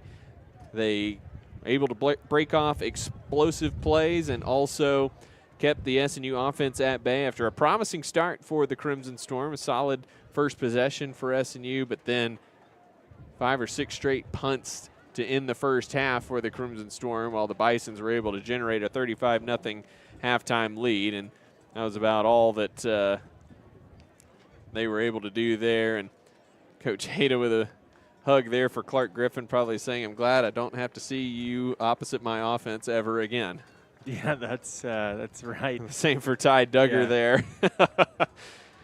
Yeah, I think he's also, I think he appreciates the players they are, and that's one thing in the GAC because, unlike other division or NCAA conferences, they play each other. That's it. And especially some of these Harding players who have been there for 4 or more years, 50 starts. You kind of develop a relationship with the players that aren't even on your team, and Coach Hayda showing certainly respect and well-deserved respect to these Harding players. But yeah, Luke, I think the first half certainly started with some bright spots. I think defensively, this is, despite the score, I think defensively just the consistency was a lot better. You're giving up big plays. You don't want to give up big plays. But that's what this Harding team does. They're really, really good. And they didn't back down and they didn't cave in at the end of the game. I think one often clear indicator of a team that's improving and a team that's declining. An improving team is going to play hard even when the game seems out of reach, and a team that's declining or kind of giving up is just going to lay down at the end of a game. And we've never seen that in all our time here covering SNU. This team fights to the very last play. I mean, you look at the last play of this game. You have Bryson Evans running as fast as he can on a quarterback keeper, I guess second to last play, and having big contact. I mean, there's no giving up from this team. And really, Luke, I'm looking forward to what happens next week against the Bison. No S. Should be a fun one. Oklahoma Baptist has definitely shown some life offensively this year, but also has seen their fair share of struggles as well. So it'll be 2 teams looking to end tough years on a positive note. So we'll see if they're able to do that next week. Some final numbers for you. 20 first downs today for Harding, 18 for SNU. The Bisons carried 49 times for 504 yards. That's a 10-yard per carry average. SNU 50 carries, 236 yards in the ball game for a 4.7 yard per game average. Have to go back and look. I believe that is the most yards that the Bisons have given up on the ground all season long. SNU 6 of 14 through the air for 49 yards. The Bison 6 of 10 through the air for 82 yards. 59 plays, 586 yards for Harding, just under 10 yards per play. SNU finished the day 64 plays, 285 yards for 4.5 yards per play.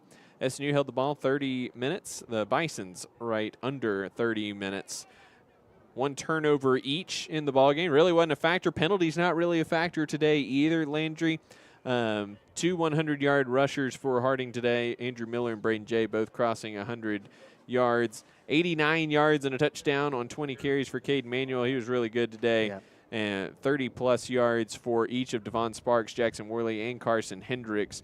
SNU was able to really generate success, and there wasn't a ton of just like back-breaking negative plays like we saw in the game against Southwestern here a few weeks ago.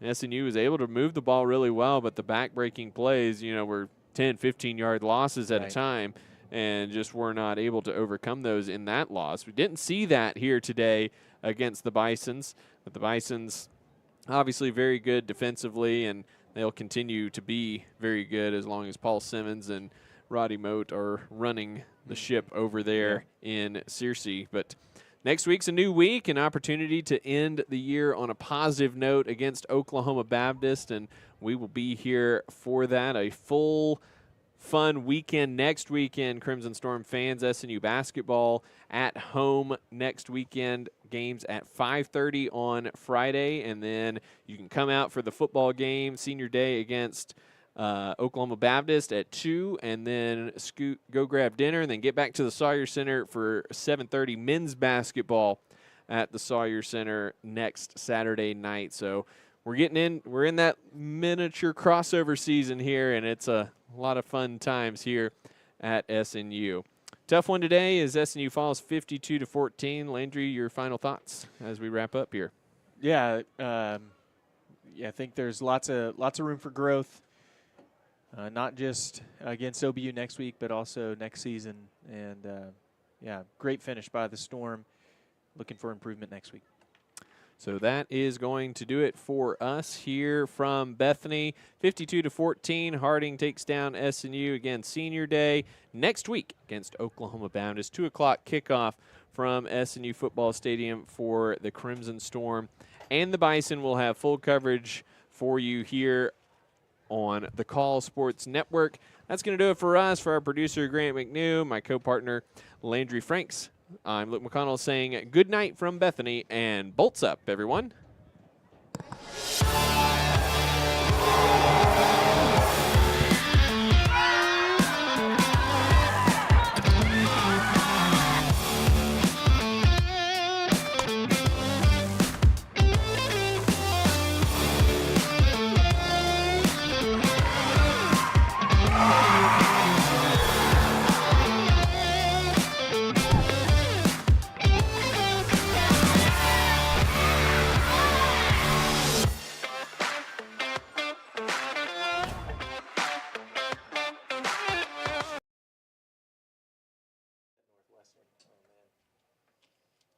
I went back and watched some of that. I didn't watch any of it.